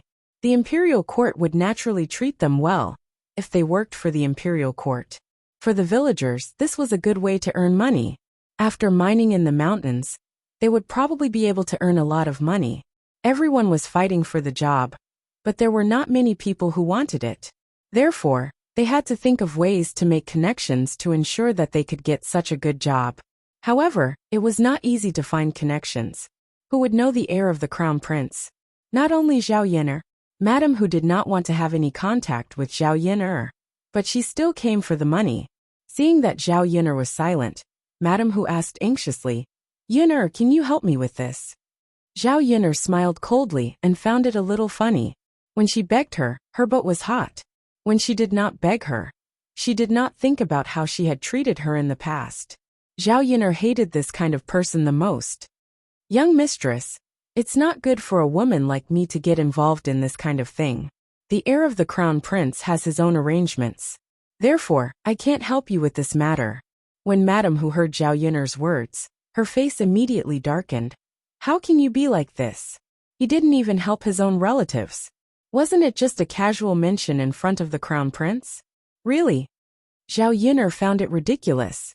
Was it her fault for not helping? "Young mistress, even if I mentioned it casually, it might not be useful. Shitzi doesn't like me asking about his business. Don't make things difficult for me." Zhao Yun'er replied coldly. Madame Hu snorted. "What do you mean by not allowing you to meddle in his business? I think the heir doesn't look at you seriously. You can't say anything in front of him." I reckon that she was just toyed with by the crown prince and was quickly abandoned. "Let's see what else you can show off about." Madame Hu's words were said out of anger. She was simply blaming Zhao Yun'er for not helping. Zhao Yun'er curled the corners of her mouth. She was too lazy to argue with Madame Hu over this matter. "Young mistress, since you've said so, then I can't help you with this matter. Please go back." Madame Hu angrily glared at Zhao Yun'er. She was still unwilling to give up. If all of their branches were to be arranged into the family, the money they would earn would be enough to buy several mu of land. Then their lives would be much better. Now that the plan was ruined, they did not know how many of them would be selected. After Madame Hu left, Liang Jinxiao sighed and comforted. "Your young mistress is like this. Don't lower yourself to her level."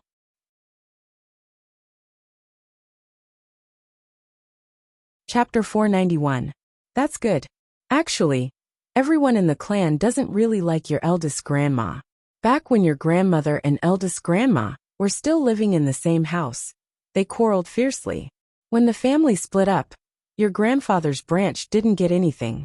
Your eldest grandma's branch took everything. So the relationship between our two families isn't very good, Liang Jinxiao said. Zhao Yun'er actually didn't know about this. However, it seemed that Madame Hu and Hu Chunhua were both eccentric people. She didn't know who was more powerful between the two of them. They were probably on par, right? If there was a chance, she would definitely provoke the battle between Madame Hu and Hu Chunhua and watch the show. Speaking of mining, Zhao Yun'er thought that since they were really recruiting people, she should tell Mu Lianfeng and arrange for her father, fourth uncle, second cousin brother, and Zhu Eru to go. As the saying went, one should keep the goodies within one's own family. If the few of them went, they could more or less earn a little. It would be a little tiring, but it was definitely much better than planting crops in the fields. Thus, she told Mulan and Liang Jinxiao about this. Mulan readily agreed. This was a good opportunity. She saved money from selling breakfast every day. Coupled with the money Zhu Eru earned from mining, they could save up a sum of money to build a house as soon as possible. Liang Jinxiao also nodded in agreement. He felt that this opportunity didn't come easily when everyone was fighting for it. Thinking about it, it's useless for second cousin brother and fourth uncle to work. Didn't they give all the money to grandpa and grandma? Zhao Yin'er suddenly thought of this problem.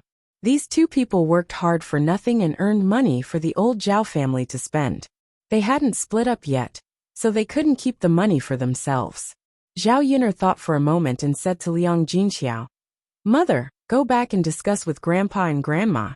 If they agree to let second cousin and fourth uncle keep half of the money they earn as pocket money, I can help them to arrange for second cousin and fourth uncle to mine in the mountains." Hua Chunhua would definitely not agree if he did not give her a single cent. Both parties could accept the other half. Liang Jinxiao replied, "All right, I'll go back and ask." Throughout the afternoon, there were many people who came to visit, all for the mining business. Zhao Yin'er persuaded them to leave one by one. These people were really annoying. When they didn't ask for her help, they avoided her. When they asked for her help, they were more enthusiastic than the other. Fortunately, she had figured it out during this period of time. As for people who suddenly appeared to curry favor with her, she just ignored them. Liang Jinxiao went back and asked. Zhao Baoshan and Hua Chunhua didn't have any objections. After all, if they didn't agree, they wouldn't be able to earn a single cent. If they agreed, at least old Zhao's family would be able to earn some money. Besides, the other half of the money would still be kept by old Zhao's family and not given to others. Mu Lianfeng came back for dinner and had a little to eat. Zhao Yin'er specially made red braised pork, mapo tofu, meat rolls with eggs and stir-fried vegetables for Mu Lianfeng. Looking at the sumptuous dishes, Mu Lianfeng's lips curled into a blissful smile. It's so good to have a wife. You can eat delicious food. Zhao Yin'er was amused by Mu Lianfeng. She smiled and said, "Of course it's good to have a wife. Someone can cook and warm the bed." As Zhao Yin'er blurted out, Mu Lianfeng's chopsticks paused. He looked at Zhao Yin'er meaningfully. The corners of his mouth curled into a smile as he said, "Since my wife says so, can you warm the bed tonight?"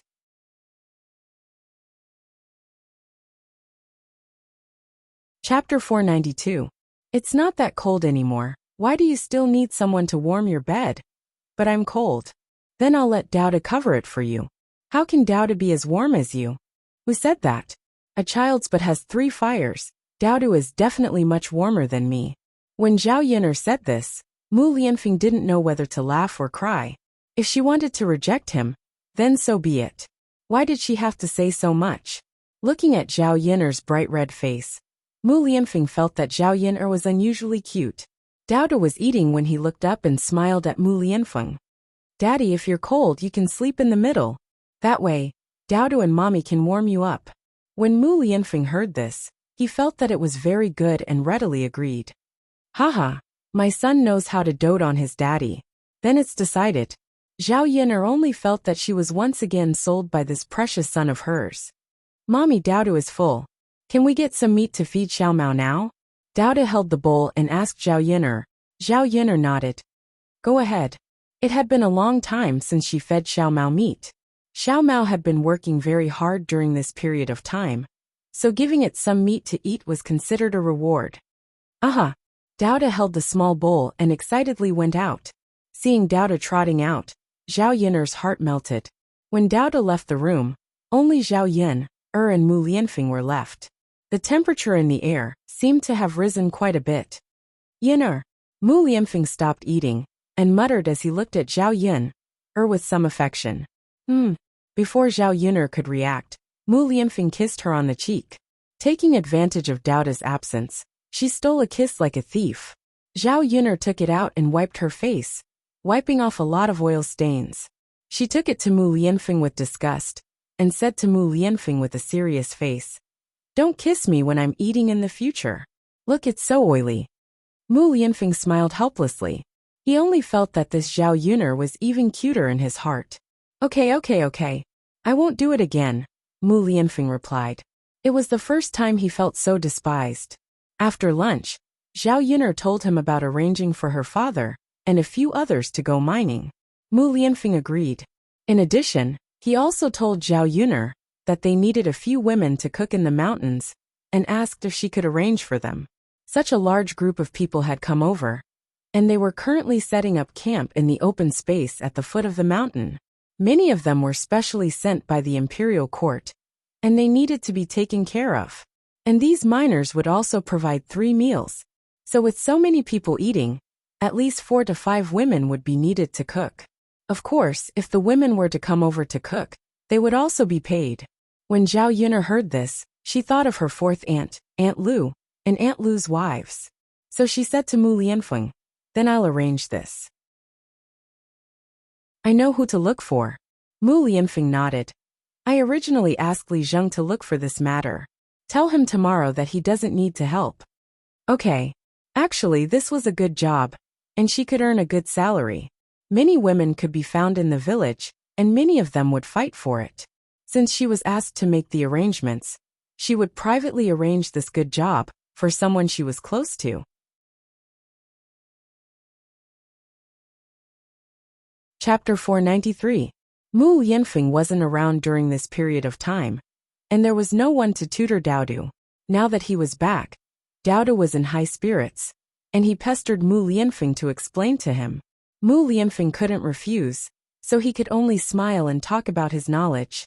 After a while, Daodu was still studying hard, but Mu Lianfeng became anxious. This child wasn't sleeping yet. How could he be intimate with Zhao Yuner later? Thus Mu Lianfeng asked, Daodu, aren't you sleepy? Studying requires a balance between work and rest.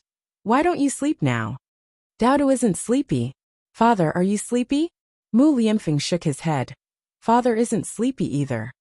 Then father, let's accompany mother for a while. Don't you think so? Mu Lianfeng's mouth twitched slightly, and he forced a smile. Daodu seems to be right.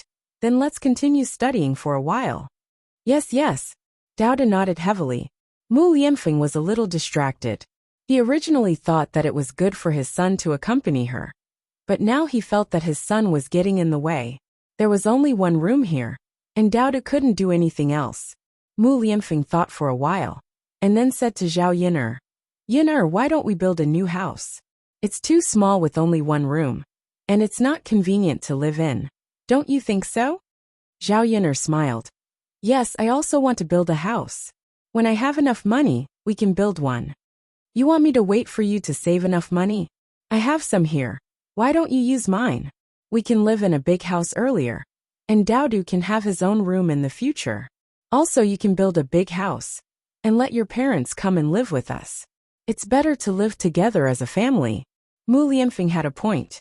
It was inconvenient for her mother to travel between her house and old Zhao's house every day. But Mu Lianfeng knew that Zhao Yuner didn't want to spend his money, so he said, I'll pay for it first. If you don't think it's good, you can pay me back when you earn more. What do you think? Zhao Yuner nodded and said, That's fine. I'll talk to my mother about building a house later. Mu Lianfeng nodded, looking very happy. Once they had a new house, they wouldn't have to wait for Daodu to fall asleep every night.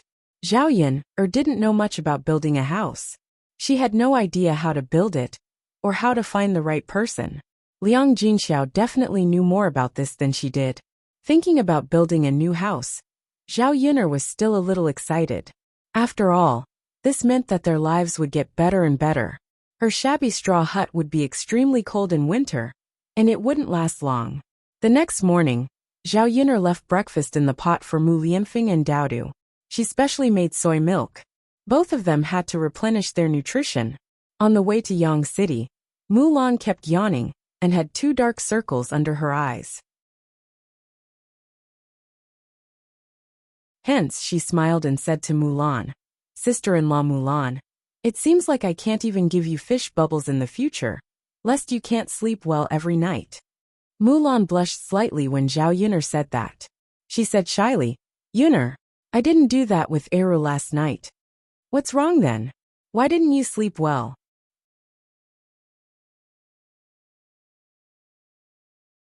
Chapter 494. When Zhao Yin'er heard this, she frowned and asked, "Sister-in-law Mulan, could it be that you've met a pervert? Is there really someone watching your house?" When Zhao Yin'er said this, Mulan's heart skipped a beat. It can't be. It's possible. Otherwise, you wouldn't have such a feeling. But who could it be? Who wouldn't sleep in the middle of the night? Mulan was a little puzzled. "Sister-in-law Mulan, how about this? You sleep first tonight. If you find out that someone is watching you, you can get up and sneak a peek. Blow out the lights in the house. Be careful. You might be able to catch them." Mulan felt that Zhao Yin'er's idea was good. Anyway, she had to catch them. Otherwise, she probably wouldn't be able to sleep well after being watched in the future. However, Zhao Yin'er guessed that it was some sort of pervert. After all, there were many perverts in this era. Mulan's brother-in-law was one of them. The person who was sneaking a peek might be Zhu Sanlu. Zhao Yin'er heard from Mulan that after Zhu Sanlu's nether regions were trampled, Mrs. Zhu found a doctor to treat him. Now he was lying in bed half dead. He shouldn't be able to get out of bed now, right? When they arrived at Yang City, the few of them started to sell their food at the stall. Zhao Yin'er's business could be said to be doing better and better. Because of her stall, the other breakfast stalls around her didn't have good business.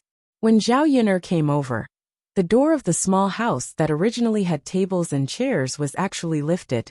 The tables and chairs inside were also smashed by someone. When Zhao Yin'er and Mulan came over and saw this scene, they were stunned. How could this be? Who the hell did this? She didn't catch them on the spot, so naturally she didn't know.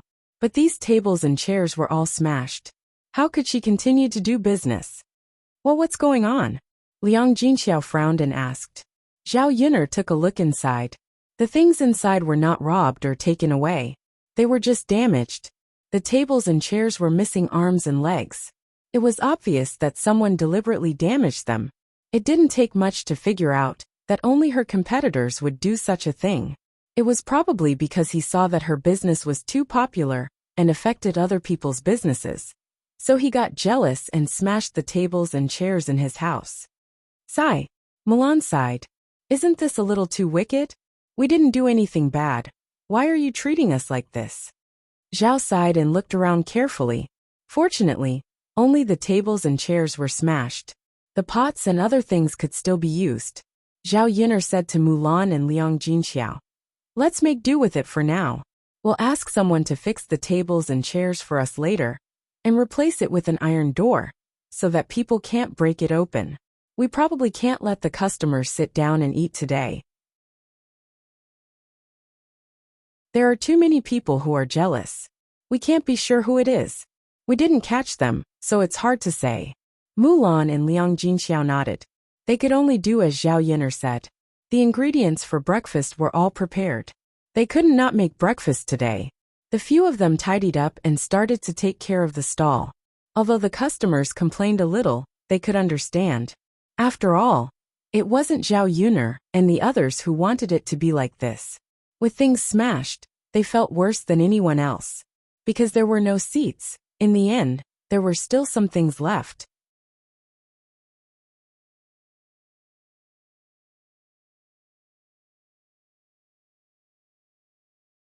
Chapter 495. Before she was about to pack up the stall, the man in black who had come to Zhao Yin'er's stall came again. But this time, he came over with a man in his hand. When he arrived at Zhao Yin'er's stall, he directly threw the man over. Zhao Yin'er and the others were slightly stunned, not knowing what the man in black wanted to do. "This is..." Zhao Yin'er looked at the man in black with some confusion. Zhao Yin'er could not see his appearance very clearly, because it was covered by the hat on his head. "The person who smashed your things," the man in black explained, his voice a little cold. Zhao Yin'er naturally did not expect that someone would help her catch the person who smashed her tables and chairs. Looking at the person on the ground, Zhao Yin'er had some impression. He also sold breakfast not far from her stall. A man in his early 30s, with a somewhat wretched appearance. No wonder he would do things like smashing people's things behind their backs. Zhao Yin'er was still a little confused, and asked the man in black, "How do you know it's him?" "I saw it." "Ah, since you saw it, then there's no doubt it's this person." The man lying on the ground looked at the man in black with some horror, and immediately bowed his head to Zhao Yun, and admitted his mistake. Miss, I'm sorry. The things in your house were indeed smashed by me. I just see that your business is too good, and my heart feels uncomfortable, so I promise I won't dare to do it again. After your tables are repaired, no matter how much money it costs, I'll pay for it. Zhao Yun saw that the man on the ground was very cowardly, and his attitude of admitting his mistake was also very sincere. Since he had already said that he would pay for it, she was too lazy to not let it go. So she said, "All right then, I'll let it go this time. If I find out that you're playing tricks next time, I'll definitely not let you off." "Don't worry, miss, I definitely won't. I won't dare to do it again." "All right then, you go back and arrange for someone to repair my table. After it's repaired, this matter will be over." The man hurriedly responded, Okay, miss, don't worry. Zhao Yun responded faintly. The man looked at the man in black nervously and asked carefully, Can I go now?" The man in black glanced at him coldly and said, "Get lost." Zhao Yun couldn't help but look at the man in black. Why did she feel that his ice-cold appearance was somewhat cool? The man in black also seemed to feel Zhao Yun's gaze, and his whole body was somewhat uncomfortable. She said to Zhao Yun, "I found the person who smashed your things. I'm leaving now." "Wait." Zhao Yun stopped him. The man in black replied faintly, "Miss, is there anything else?" "Thank you for what happened today. Thank you for helping me catch the person." The man in black replied faintly, "You're welcome. Mistreated me to a meal before, and I have nothing to repay you with. I can only do what I can." Zhao Yun smiled. "Then I still have to thank you. I'm leaving first." The man in black didn't dare to look at the smile on Zhao Yun's face. "Wait." Zhao Yun called out again. As she spoke, she took out a few buns from the steamer, which were not sold out today, and stuffed them into the man in black's hands. "Take these buns and eat them. I didn't sell all of them today. Although they're not worth much, they're quite delicious and they're filling. Take it as my thanks for helping me today."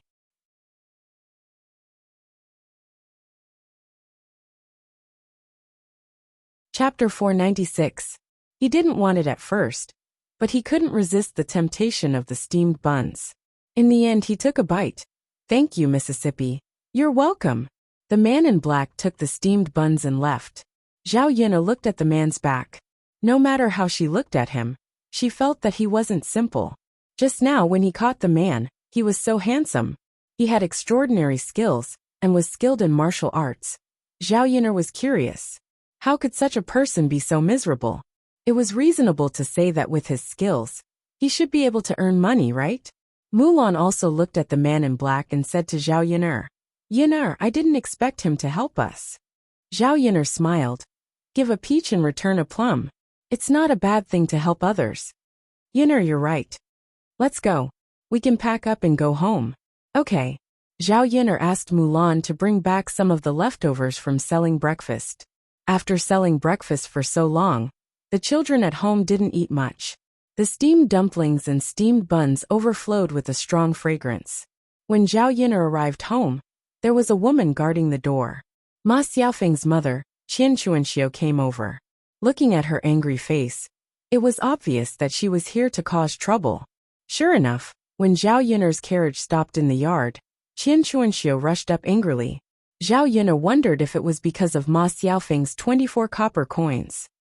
"Aunt Chuanxiu, I don't know why you came to my house?" Zhao Yun asked. "Zhao Yun, you little b***tch, you still have the nerve to ask. It's all your fault." "What did I do?" "Aunt, are you talking about the 24 copper coins that Xiaofeng owes me? She had already paid me back, and you can't blame me for this. That's because she spent so much money on my breakfast stall. Isn't it wrong for you to come looking for trouble with me?" After Zhao Yun said this, Qian Chuanxiu was stunned. What? Xiaofeng actually owed Zhao Yun 24 copper coins? When had this wretched lass not mentioned this to her?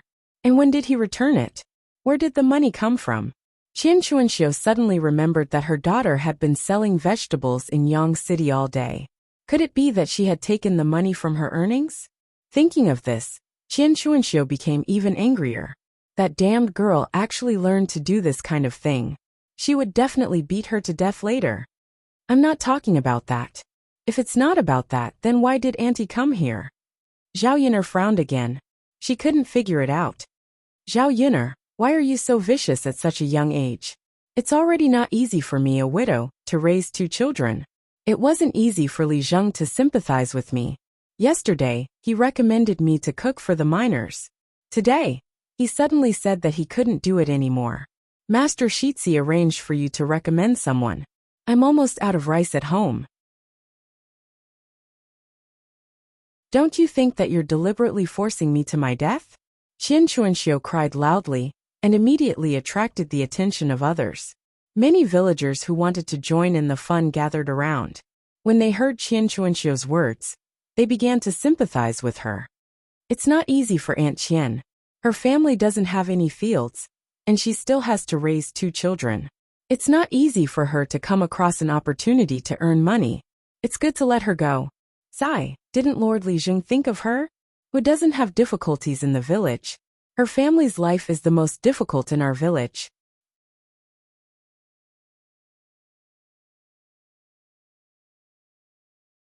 Chapter 497. In the end, it's all because of Zhao Yun'er. If she hadn't wanted to share the benefits with her family, sister-in-law Chuanxiu wouldn't have ended up like this. That's why I say that some people are so vicious and inhumane. What can we do? She's related to the heir. Most of these women who were scolding Zhao Yun'er were the ones who had asked for help yesterday, but were rejected by Zhao Yun'er. Now they could hit her while she was down. Zhao Yun'er coldly swept a glance at Qian Chuanxiu, who was causing trouble. Indeed, only a weirdo like Qian Chuanxiu could give birth to a daughter like Ma Xiaofeng. Both mother and daughter had their own unique characteristics. Before Zhao Yun'er could say anything to Qian Chuanxiu, Mu Lianfeng came back holding Daoda's little hand and spoke in a cold voice. I'd like to know who's causing trouble. If there's anything, you can talk to me directly. Everyone's gaze fell on Mu Lianfeng. Qian Chuanxiu sniffled and started to kneel in front of Mu Lianfeng to complain tearfully. She was simply saying that she was poor and that it wasn't easy to raise 2 children. After Qian Chuanxiu finished crying, Mu Lianfeng said indifferently, So? Heir. So shouldn't the heir take pity on her and ask her to cook? Shouldn't he give her such a good job? Your Highness. I want to cook, please give me a chance. Why should I give you a chance? Or rather, what right do you have to negotiate with me? Because I'm poor. Mu Lianfeng sneered. This is the reason why you're here to cause trouble for Yin? Just because you're poor, I have to give you this opportunity? If we're talking about the hardships of life, I'm afraid that Yun'er has had it even harder than you over the past few years. However, Yun'er relied on her own 2 hands to make her life better and better. Remember, opportunities are not given to you by others. You create them yourself. Since you feel that you're poor, you should work hard to change the situation instead of finding trouble with Yun'er like you did. Since everyone is here, then this heir will make things clear. This heir will be in Shuilan village for the next few days. If anyone comes to Yun'er to be picky about food, then don't blame this heir for being impolite. After Mu Lianfeng finished speaking, Qian Chuanxiu was dumbfounded. The surrounding women didn't even dare to fart. Who would dare to provoke Mu Lianfeng? Zhao Yun'er stood on Mu Lianfeng and stared at the man standing in front of her. It was so nice to have him by her side. He spoke in an orderly manner that no one could refute. Zhao Yun'er never thought that her man would be so outstanding. With Mu Lianfeng's protection, there would be a lot less trouble around her in the future. At this time, Ma Xiaofeng came over. When she heard Mu Lianfeng's words, she helped Qian Chuanxiu up and advised, Mother, let's go. Don't provoke the heir apparent. Otherwise, we won't be able to bear the consequences. Qian Chuanxiu was already in a bad mood. When she saw Ma Xiaofeng, she remembered that Ma Xiaofeng owed Zhao Yun'er 24 copper coins. She immediately started scolding and beating Ma Xiaofeng. You wretched girl, when did you owe someone 24 copper coins? You didn't even tell me. Ma Xiaofeng's braids were grabbed by Qian Chuanxiu and she started shouting in pain. Mother, it hurts. Let go. In fact, Ma Xiaofeng didn't just feel pain. It was also because Qian Chuanxiu hit her in front of so many people which made her lose face.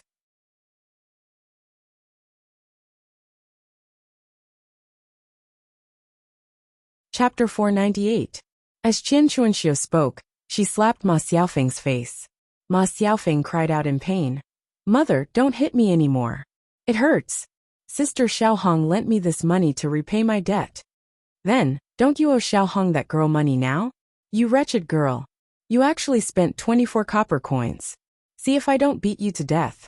Qian Chunhua directly picked up the stick on the ground and whipped Ma Xiaofeng's body. Ma Xiaofeng's arm was covered in red marks. Seeing Ma Xiaofeng like this, Zhao Yin'er suddenly understood why Ma Xiaofeng was so scared. This Qian Chuanxiu was completely perverted. Her own daughter was already so old, yet she still hit her like this. The surrounding people couldn't stand it anymore and advised, "Enough, sister-in-law Chuanxiu. Xiaofeng didn't owe so much money on purpose. Did someone deliberately make Xiaofeng owe so much money? Even if you hit her like this, she won't be able to get so much money." These words also implied that it was all Zhao Yin'er's fault. "That's right, sister-in-law Chuanxiu. Xiaofeng is usually quite sensible. You can't hit her just because of this matter. Sister-in-law Chuanxiu, forget it. Don't hit her anymore. She's already so old. She'll feel bad if she gets hit." Qian Chuanxiu was persuaded. Although she stopped, she still said this angrily. "I don't know if it's because I did too many bad things in my previous life that I gave birth to such a money-losing thing in this life." "Woo-woo," Ma Xiaofeng lowered her head and cried. "Hurry up and go back." Qian Chuanxiu scolded. Ma Xiaofeng left with Qian Chuanxiu, feeling aggrieved. Before she left, she glared at Zhao Yin'er hatefully.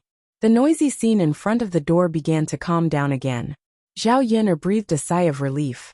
She was troubled by trivial matters every day. When would there be no more weirdos? Sigh. Zhao Yin'er sighed and began to move the things into the house. Mu Lianfeng hurried forward and said, "Yin'er, let me do it. You've been busy enough this morning."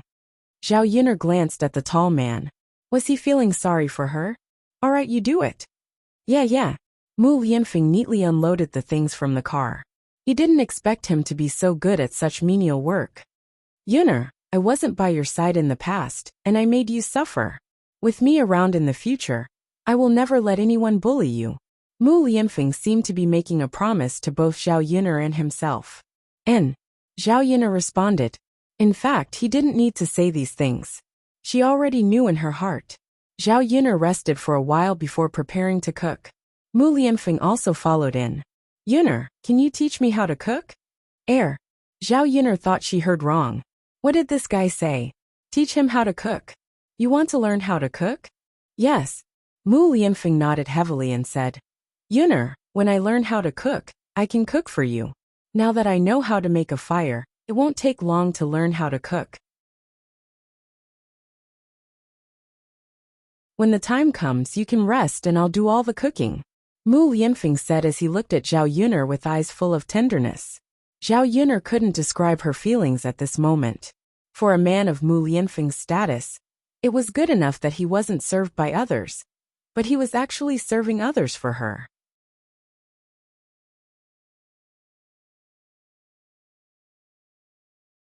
Chapter 499. Zhao Yin'er also knew that only when a man loved a woman deeply would he be like this. Men in this era basically did not touch the kitchen. They felt that cooking was something that only women would do. Even a man like Zhu Eru, who was good to Mulan, had never thought of cooking for Mulan. Mu Lianfeng saw that Zhao Yin'er did not say anything, and thought that Zhao Yin'er did not agree, so he continued, "Yin'er, teach me. I promise that I will learn quickly." Zhao Yin'er was amused by Mu Lianfeng. "Are you sure you want to learn?" Yes. Mu Lianfeng nodded heavily. "Then it's a deal. If I learn how to cook, I may not cook often and leave it to you. Do you still want to learn now?" Mu Lianfeng still agreed without hesitation. "Of course, learn. Yin'er, then you don't have to do it if you don't want to. Leave it to me. In the future, I will cook for you Daodu for the rest of your life." Zhao Yin'er's mouth raised a happy smile and said with a smile, "Haha, that's good. Then I will teach you. In the future, I will leave the cooking to you. In the future, you will be a house husband." Mu Lianfeng suddenly found it difficult to understand what a house husband meant. He asked doubtfully. Yuner, what is a house husband? Zhao Yuner also found it difficult to explain, so she smiled and said, it means that in the future, I will be responsible for earning money to support the family, and you will be responsible for being as beautiful as a flower. You will take care of the chores at home. You will be my little wife. Mu Lianfeng smiled awkwardly at Zhao Yuner's words. Yuner, I am a man. How can I be a little wife?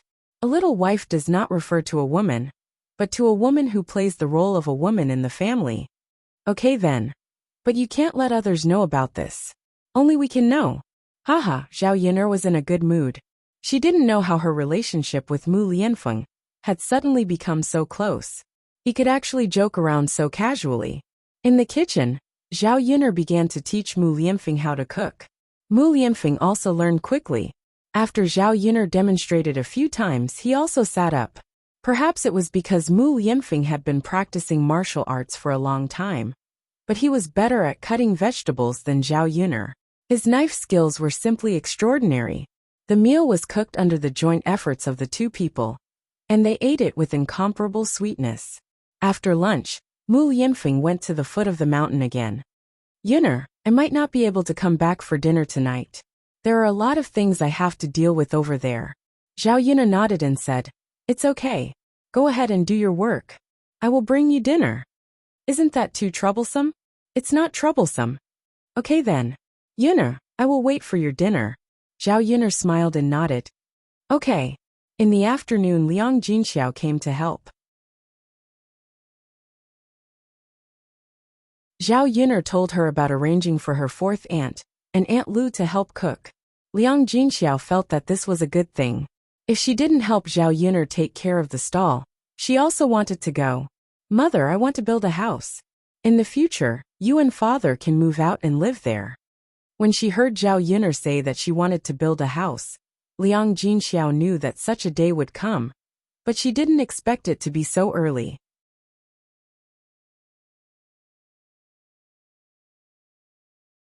Chapter 500.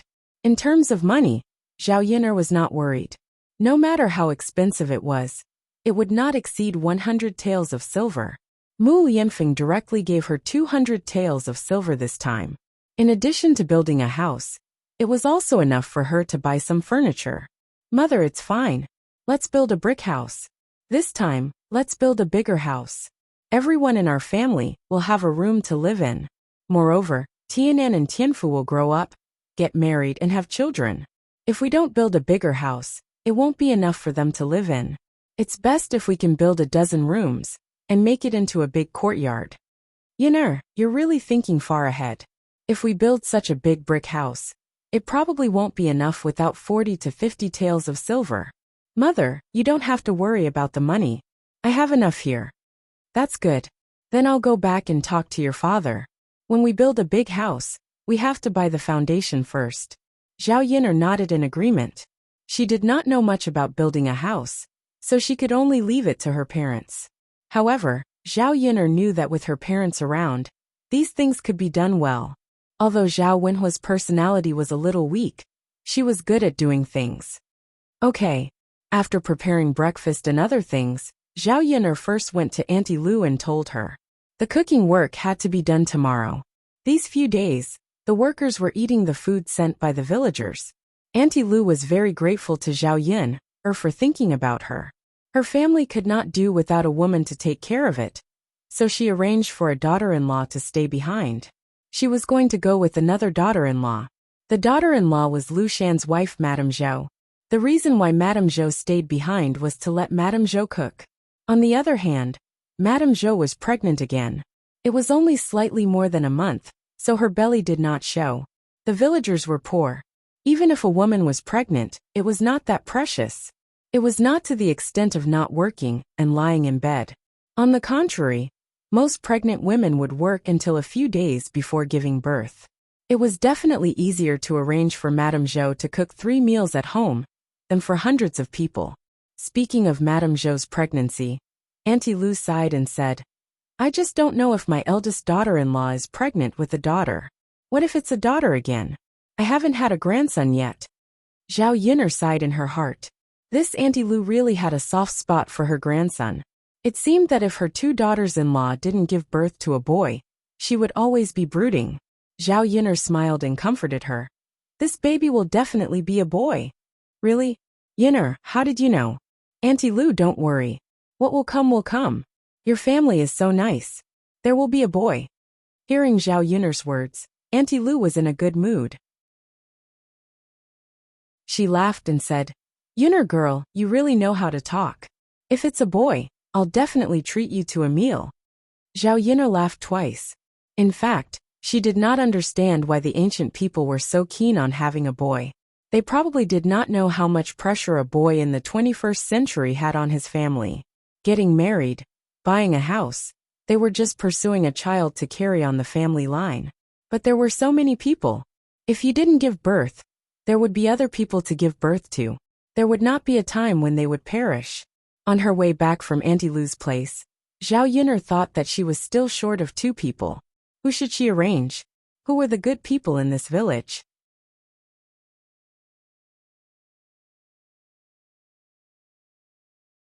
Chapter 501. One was Zhao Yin'er's 4th daughter-in-law Nian.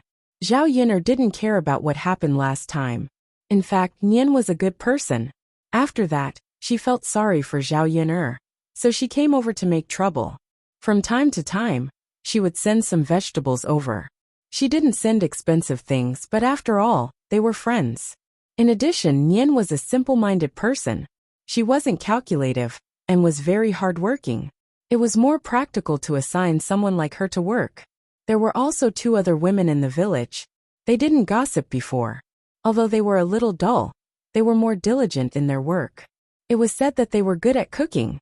As soon as Zhao Yin'er arrived home, Zhao Tianfu ran over to Zhao Yin'er and said, Second sister, go to grandma's place. Zhao Yin'er saw that Zhao Tianfu came to see her, so she asked, Tianfu, what's the matter?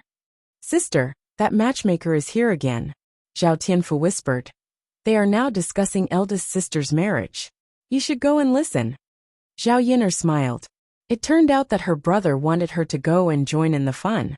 So she said, Okay, I'll go and have a look.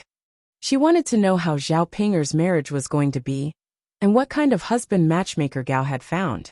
So she followed Zhao Tianfu to old Zhao's house. Several women in old Zhao's family were in the yard, surrounding matchmaker Gao. Li Chuiying in particular, had a smile on her face and looked very happy. If she couldn't control her smile, her mouth would probably split open. When Zhao Yin'er went over, she found out that the reason why Li Chuiying was so happy was that matchmaker Gao had helped Zhao Yin'er find a good marriage. The man was from the town. His family ran a small business. He was the youngest son in the family, so he was very precious. According to matchmaker Gao's description, the man was good-looking and had good conditions. Matchmaker Gao was just right to find a marriage for the 2 of them. So she bought the 2 of them together. As for whether the 2 sides were satisfied or not, they had to meet again and confirm it. If they all agreed, then they could discuss the marriage. Even so, Li Chuiying was still very happy. After all, she had confidence in Zhao Jing'er. Her daughter was so pretty, how could he not be satisfied? Matchmaker Gao, thank you so much. Thanks to you, my daughter can find such a good marriage. Matchmaker Gao smiled and waved her hand. It's okay, it's okay. This is what I should do. It's good that you're all satisfied. Yes, of course. Li Chuiying said with a smile. This was something that many people wished for. If her daughter could really marry into the town, who knew how many people in the village would be envious? If Zhao Jing'er could really marry into a rich family in town, she would also enjoy a good life in the future.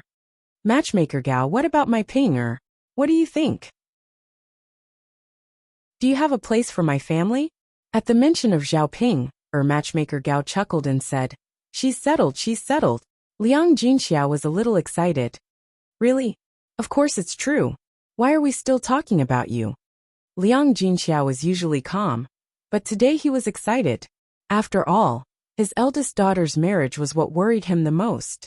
If it was settled, he really had nothing to worry about in the future.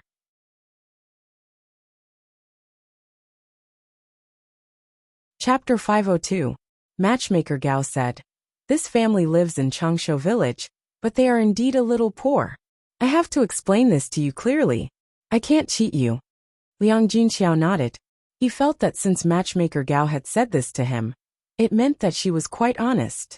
It's okay, matchmaker Gao. Tell me more about him. Okay. Matchmaker Gao then told him about the man's situation. The man's family was relatively simple. They only had 2 brothers. The old couple were quite good people. They were kind and honest. Their family was too poor. They only had 1 mu of paddy land, and had to rent land and harvest crops to support their family. It was precisely because their family was too poor that his 2 sons did not marry. How could a girl from such an ordinary family be willing to marry into their family? This time, matchmaker Gao also told the man that Zhao Ping was not very good looking. However, the other party said that a woman's appearance was not important as long as she could bear children. It was only then that matchmaker Gao started to introduce the marriage proposal. After Liang Jinxiao heard about the man's situation, he felt that it was acceptable. It was fine if he was a little poor, as long as he could treat Pinger well. Moreover, when Zhao Pinger married into their family, she could get more dowry and help the man's family by a few mu of paddy land. Naturally, their life would not be so difficult. It's okay, matchmaker Gao. It's already very good. The conditions are not important. I'll arrange for the 2 children to meet later and see if they are suitable for each other. Liang Jinxiao said. Matchmaker Gao agreed with a smile. Okay then. She and I are from the same village and don't live far from my house. I can send a message when I go back today. You can tell me where to meet. I'll just inform their family. That's great. Since they want to meet, let's do it as soon as possible. Why don't we send them to Sun City tomorrow morning? The 2 children can walk around and chat for a while.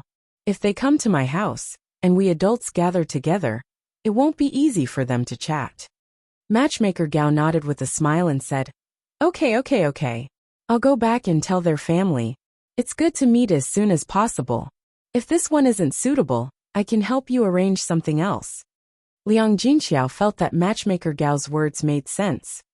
Alright, it's settled then. Matchmaker Gao, thank you for your hard work. Haha, no trouble at all. Wait a moment, I'll go get you 10 eggs. You can take them back to eat. There's nothing good at home. Matchmaker Gao was just being polite and didn't reject her. Liang Jinxiao turned around and went into the house to get some eggs. When Li Chuiying saw that Liang Jinxiao had taken the money and even introduced such a good marriage to his family, he couldn't refuse. She begged Hua Chunhua for a long time before Hua Chunhua agreed to give her 10 eggs. Zhao Ping's face was also full of joy. After hearing matchmaker Gao's words, it meant that there was hope for her to get married. Just thinking about it made her excited. Zhao Ping was more concerned about the man's appearance. After all, Zhao Yin'er had found Mu Lianfeng. He was so tall and handsome, so she couldn't find someone too shabby. It was fine if he was poor, but he had to be good-looking. Otherwise, if she had a child with a man in the future, and she was so ugly, wouldn't the child be even uglier? In order not to affect the next generation, she had to find someone who was slightly better looking.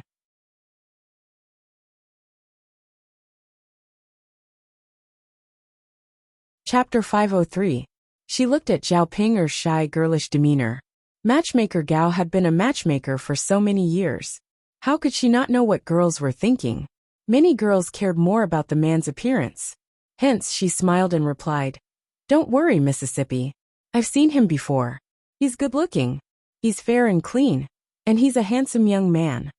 Upon hearing matchmaker Gao's words, Zhao Ping looked forward to it even more. She couldn't wait to meet the man. That's good. Zhao Ping lowered her head and tugged at her handkerchief. Zhao Yin'er watched Zhao Ping from the side and couldn't help but want to laugh. Zhao Ping was really funny. Those who didn't know better would think that she was desperate for a man. Look at how thirsty she was. Zhao Yin'er thought that it would be best if this marriage could be consummated. This way, Zhao Ping would be able to get married smoothly. She hoped that when they met tomorrow, both parties would be satisfied. Liang Jinxiao and Li Chuiying took out the eggs and handed them to matchmaker Gao. Matchmaker Gao didn't continue to waste time at old Zhao's house. Instead, she bid farewell and said, I've already brought the news for you. I'll go back first. Okay. Take care, matchmaker Gao. Oh, it's okay. You don't have to send me off. Old Zhao's people came back after sending matchmaker Gao out of the courtyard. In the courtyard, Zhao Ping, and Zhao Jing, were immersed in happiness. Zhao Yin went forward and said with a smile, Sister Ping, Sister Jing, congratulations. Zhao Ping, was in a good mood, so she didn't quarrel with Zhao Yin. She smiled and replied, Thank you, Sister Yin.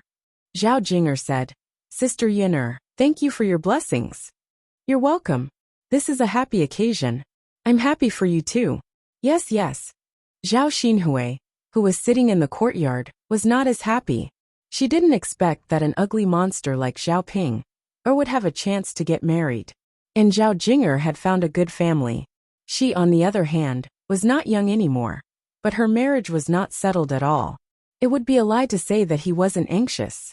It was just that she had high standards, unlike Zhao Ping, who could make do with any man. She wouldn't be like Zhao Jinger, who was overjoyed by the people in the town. Even if she did not want to marry someone like Mu Lianfeng, she had to at least be someone important. Seeing Zhao Xinhui's unhappy look, Hua Chunhua began to pick on the second and third branches, trying to comfort Zhao Xinhui. What are you so happy about? Second daughter-in-law, you wasted 10 eggs. And third daughter-in-law, this matchmaker already said that the family is poor, but you actually agreed. Just wait for Ping, to marry over and suffer hardships. Don't come back crying when the time comes. After hearing Hua Chunhua's words, Liang Jinxiao and Li Chuiying's expressions turned ugly. Li Chuiying still smiled embarrassedly and said fawningly, Mother, you can't say that. If Jing, can marry over, the family is well-to-do, and they will definitely send us a lot of money as wedding gifts. Hua Chunhua snorted softly. Whether this will happen or not is still uncertain. Let's wait until Jing marries over before we celebrate. Third daughter-in-law is raising a good-for-nothing. The man's family is poor and probably can't afford a single cent as a wedding gift. They will probably have to pay for it. Originally it was a good thing, and everyone was happy. However, after Hua Chunhua's interference, the joyous atmosphere suddenly disappeared.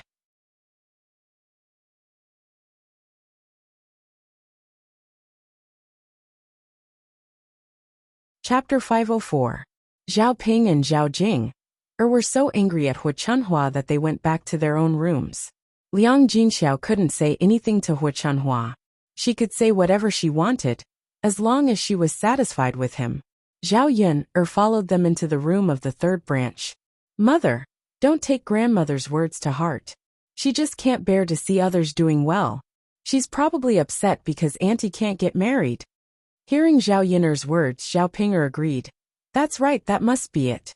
Grandmother is jealous. Auntie is probably having a harder time getting married than me. She's too arrogant and thinks too highly of herself. Then don't think about what your grandmother said. Ping, dress up well tomorrow and see if the man is suitable for you. Speaking of this, Zhao Pinger shyly lowered her head and made a sound of acknowledgement. Mother, I know. I'll wear the new clothes you made for me tomorrow. Liang Jinxiao laughed and said, Okay. Liang Jinxiao made clothes for Zhao Ping, with the bolt of cloth he bought from Yang City. Zhao Ping, only tried it on once before taking it off and putting it aside, waiting to wear it on the day of the blind date. She thought that she would have to wait for a while longer, but she didn't expect it to happen so soon. Mother, do you think he'll like me? Zhao Pinger asked shyly. Of course he will. Didn't he say that he doesn't have any requirements for looks? Those who are poor will be satisfied as long as they get a wife. Pinger, don't worry. Yes.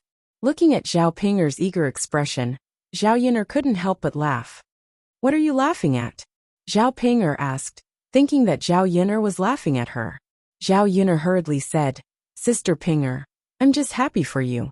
I don't mean anything else. Zhao Ping, wasn't sure if Zhao Yin'er was really laughing at her, so she had to give up and didn't argue with Zhao Yin'er. Before Zhao Yin'er left, she was stopped by Hua Chunhua. Several men from old Zhao's family had also returned from their work in the fields. Grandma, what's the matter? Zhao Yin'er asked. As for Zhao Yin'er, Hua Chunhua became polite. Yuner, I have something to discuss with you. If there's anything you want to say, just say it. I'll listen. That.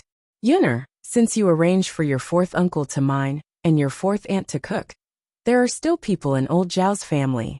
Can you see if you can get your eldest uncle and second uncle, as well as your eldest aunt and second aunt to work in the fields? Our family can make more money. Zhao Yuner frowned. She knew that Hu Chunhua didn't want to talk to her about anything good. This person was really obsessed with making money. It was good to make more money. Zhao Yuner replied, Grandma, if they all go, who will do the housework? Who will cook? And old Zhao's family has a lot of fields. Someone has to take care of the fields. After hearing Zhao Yuner's words, Hu Chunhua thought that it was true, but when she thought of the money, she felt a little reluctant. I'll do the housework in the future. I can also cook the rice. Your youngest aunt and eldest cousin-in-law can help. As for the work in the fields, I still have your grandpa. I can handle it. After hearing Hu Chunhua's words, Xin Pan'er finally lost her composure. She was most afraid of doing housework.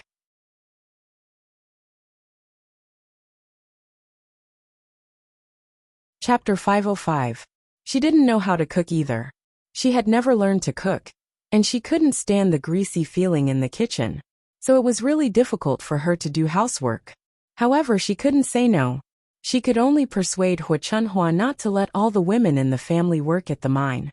Grandmother, you're already so old. How can your body withstand so much torment? You should rest well at home. You haven't done any housework for so many years. If you suddenly do it, your body won't be able to withstand it. For the sake of your health, it's better not to do anything, Xin Pan'er said. Hu Chunhua was touched when she saw that Xin Pan'er was worried about her. She praised Xin Pan'er for being filial. Then I'll have to trouble you, Hui and Jing, to do this work in the future. Hui has never done anything before. I don't know if she knows how to do it. She'll learn from you when the time comes, Hu Chunhua said bluntly.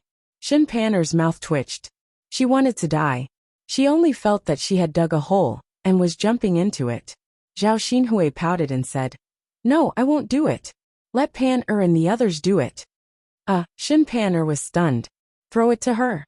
Old Zhao's family must be dreaming. At this time, she had to find an excuse. Hence, she said, Grandmother, I'm afraid I don't have much time to do it. Yang is still young. I can't leave him. I have to take care of him every day. This child doesn't want anyone else to take care of him. He just wants to stick to me. Let my mother stay. Don't let her cook at the mine. How could Hu Chunhua bear to give up? Grandmother, to be honest, the people in the mine have already been confirmed. It's already not easy for me to get fourth sister-in-law in. If they were all old Zhao's people, they would be criticized to death. Also, there's too much work in the fields. My grandfather can't handle it alone. He has to leave eldest uncle and second uncle to help. Hu Chunhua wanted to say something, but she was interrupted by Zhao Baoshan. Zhao Baoshan said, I think Yuner is right.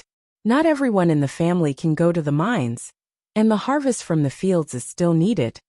Hu Chunhua had no choice but to give up. All right then. Since you've said so, what else can I say? What a pity. If more people from our family go, we can make a lot of money. Xin Pan'er finally breathed a sigh of relief. Now she didn't have to do any housework. After dealing with old Zhao's family, Zhao Yuner went to talk to Nianxi about cooking. Nianxi was overjoyed. At the same time, she felt even more guilty towards Zhao Yuner. Zhao Yuner treated her so well, but she actually misunderstood her before. She was really too heartless. He had to make up for it in the future. The other reason why Madame Nian was so happy was that she and Zhao Si had separated from the family and were living independently. The money they earned was theirs, and they didn't need to share it with the other families. Sister-in-law, if there's nothing else, I'll leave first. Zhao Yuner said goodbye. After all, she had to go back to cook. She would send it to Mu Lianfeng later. Yes. Go back. Yuner, I know you're busy. Zhao Yuner smiled, then turned and left. Watching Zhao Yuner leave, Nianxi and Zhao Si sighed and said, Actually, Yuner is pretty good. Zhao Si said, She's pretty good. Just listen to the rumors in the village. We can only know how a person is after we get to know them. Don't believe what others say.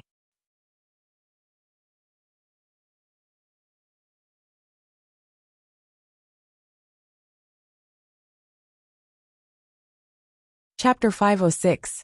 Yeah, I used to play with Yinner a lot when I was young. She's the kindest girl in my family. Although she got pregnant before marriage, I think there must be a reason. We don't know the situation, so it's hard to say.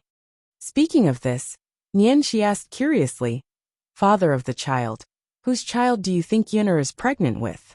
Is it Prince Shizi's? I'm not sure. Daodu and Prince Shizi look quite alike. If Daodu is really Prince Shizi's child, there's one thing I don't understand. Why did Prince Shizi let Yinner suffer alone with the child for a few years? Zhao Si shook his head. I don't know about that. Maybe there's a reason.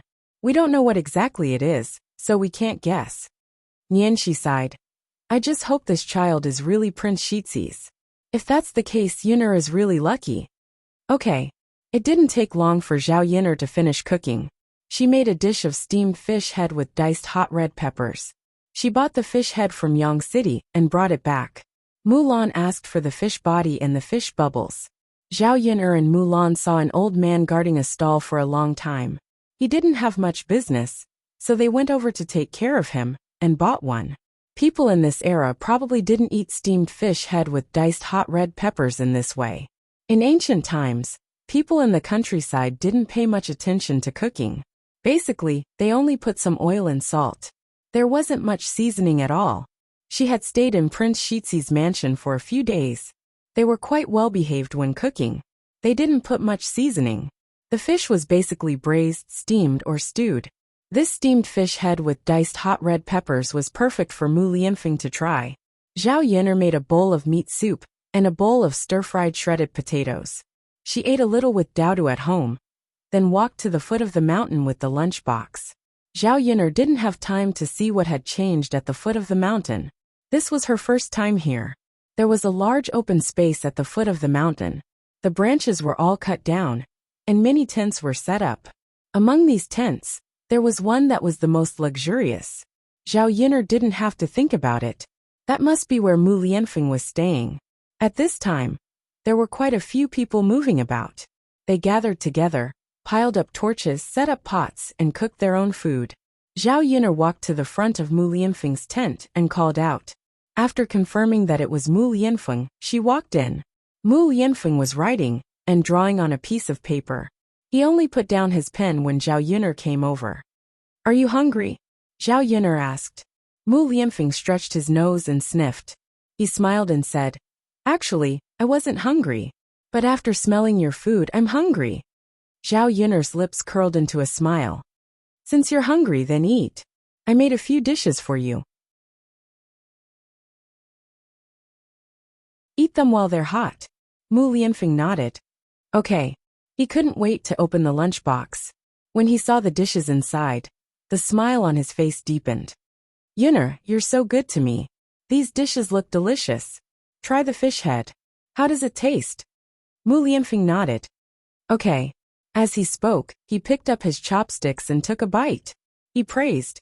Yin'er, it's really delicious. I've never eaten fish head like this. It's spicy, but it's very flavorful. Of course. How can my food not be delicious? I'm afraid that other than me, no one else can think of this method.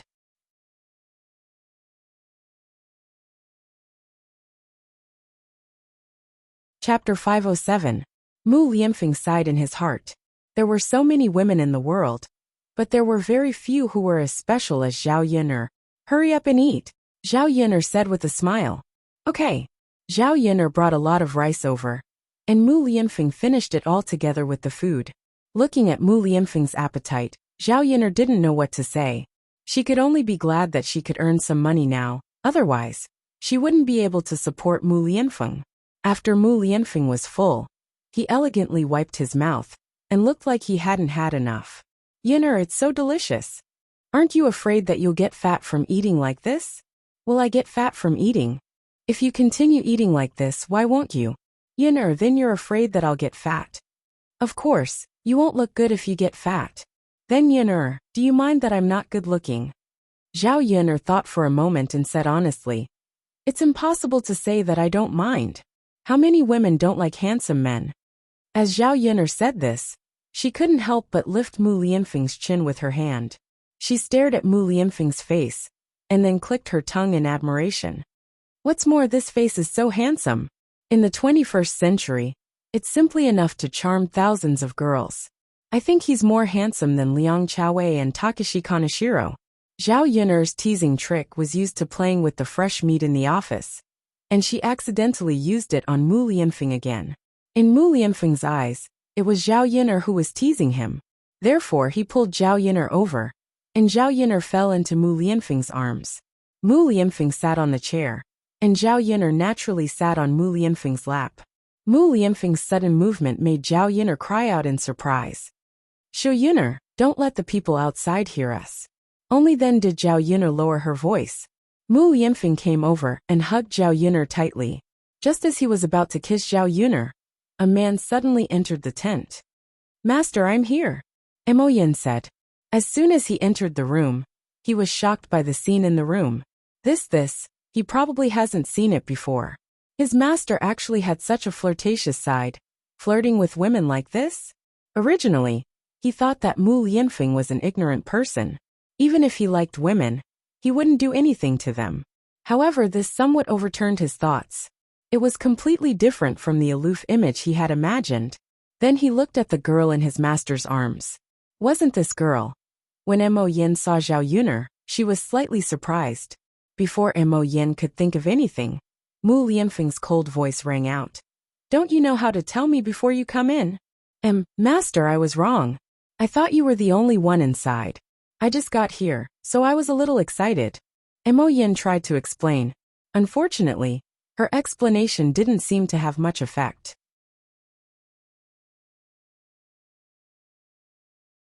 Mu Lianfeng still said, Why haven't you scrammed out yet?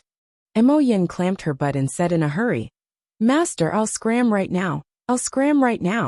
Having disturbed her master's mood, Mo Yin began to worry for her life.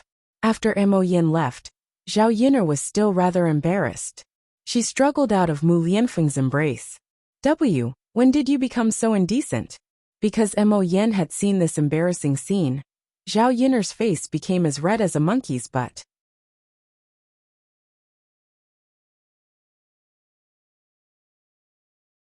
Chapter 508. What's there to be serious about in front of my wife? Mu Lianfeng said indifferently. That won't do either. We can do it secretly in the room. It's not safe here. It's not suitable for us to do such things, Zhao Yin'er said sternly. Mu Lianfeng had no idea whether to laugh or cry. All he could do was say, All right, then let's do it when we get back. Mu Lianfeng said it extremely naturally, but it made Zhao Yin'er blush once again.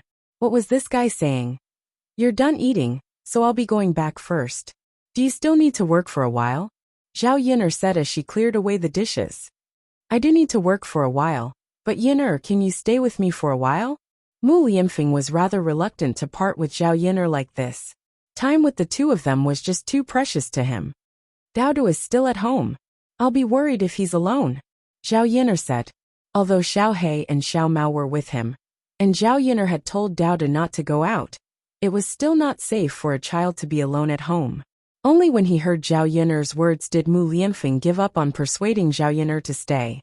Zhao Yin'er was important, but his precious son was important as well. Then you should go back. Why don't I send you back first? I'll come back later. There's no need. You're busy. It's not far. I can do it alone. All right then.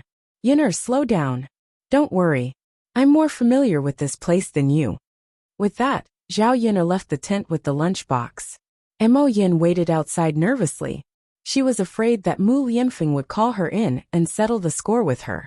Zhao Yin'er arrived before Mo Yin and said, You can go in now. Yes, Mississippi. Mo Yin suddenly thought of something when she saw that Zhao Yin'er was about to leave. She called out to Zhao Yin'er. All right, miss you. What about me? Are you from this village? Yes.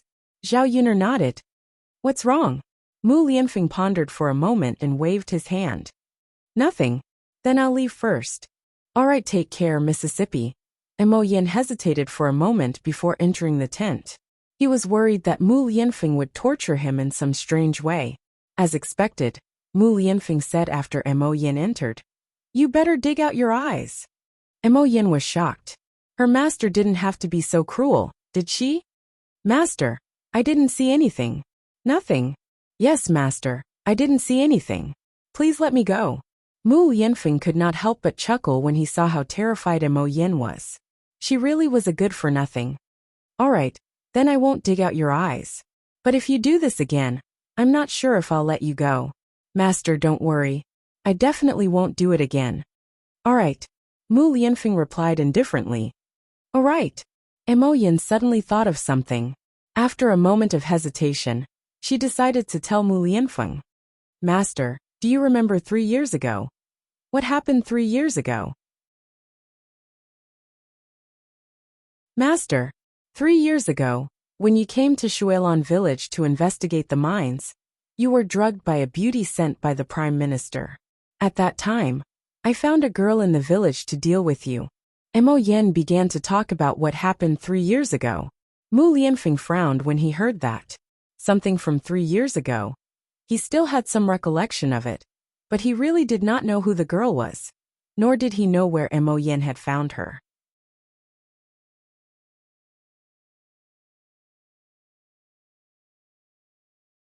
Chapter 509. You're saying that the girl from that night is in this village right now? Mo Yin nodded. "Master, to be more precise, I think that girl is Zhao Yin'er." Mu Lianfeng's heart could not help but tighten when Mo Yin mentioned Zhao Yin'er. He was unable to describe what he was feeling right now. Nervous? Excited? Disbelief? He thought about it carefully. 3 years ago, Wadamis village. His experience with Zhao Yin'er was just too similar. If she really was Zhao Yin'er, then Daodu would be his son.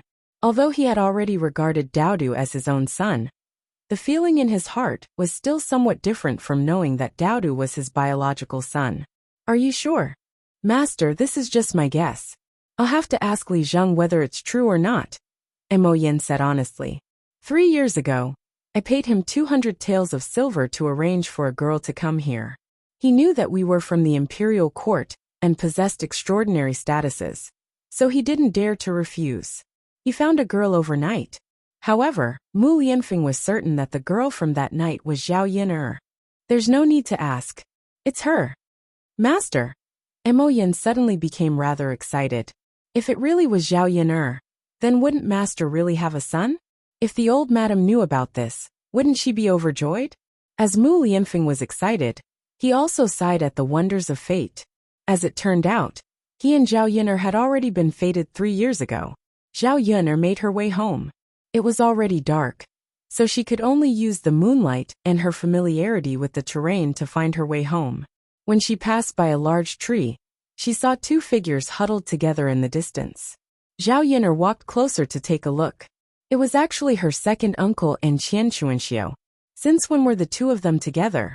Moreover, it was so late at night. Zhao Yin'er was curious and walked closer to the 2 of them. He was very careful not to make any noise. Zhao Wenshui said to Qian Chuanxiu wretchedly, "Sister-in-law, there's no one here. Let me hug you. I want to hug you." Qian Chuanxiu took a step back warily and said to Zhao Wen, "Zhao family's second son, what are you trying to do?" "Nothing, sister-in-law. I bumped into you when you went out in the middle of the night. This is fate. Don't you think so?" Zhao Wenshui smiled wretchedly. Qian Chuanxiu spat. "What fate? Don't think I don't know. You were the one who followed me secretly." After being exposed by Qian Chuanxiu, Zhao Wenshui still said shamelessly, "Sister-in-law, didn't you let me follow you? Otherwise you would have exposed me long ago. Now, you deliberately brought me to a place with no one around, so that something could happen between the 2 of us, right?" Qian Chuanxiu couldn't help but curse at Zhao Wenshui. "Zhao Wenshui, why are you so shameless? Who wants something to happen between us? Is there something wrong with your brain?" "Aya, sister-in-law," Zhao Wenshui called out and took another step forward. Qian Chunhua was so frightened that she immediately retreated, but Zhao Wenshui still caught her. Zhao Wenshui hugged Qian Chuanxiu and said, "Sister-in-law, let me hug you. You smell so good." You're tuning in to the Journey of the Soul YouTube channel. Don't forget to subscribe and join us on this journey to catch the most captivating stories.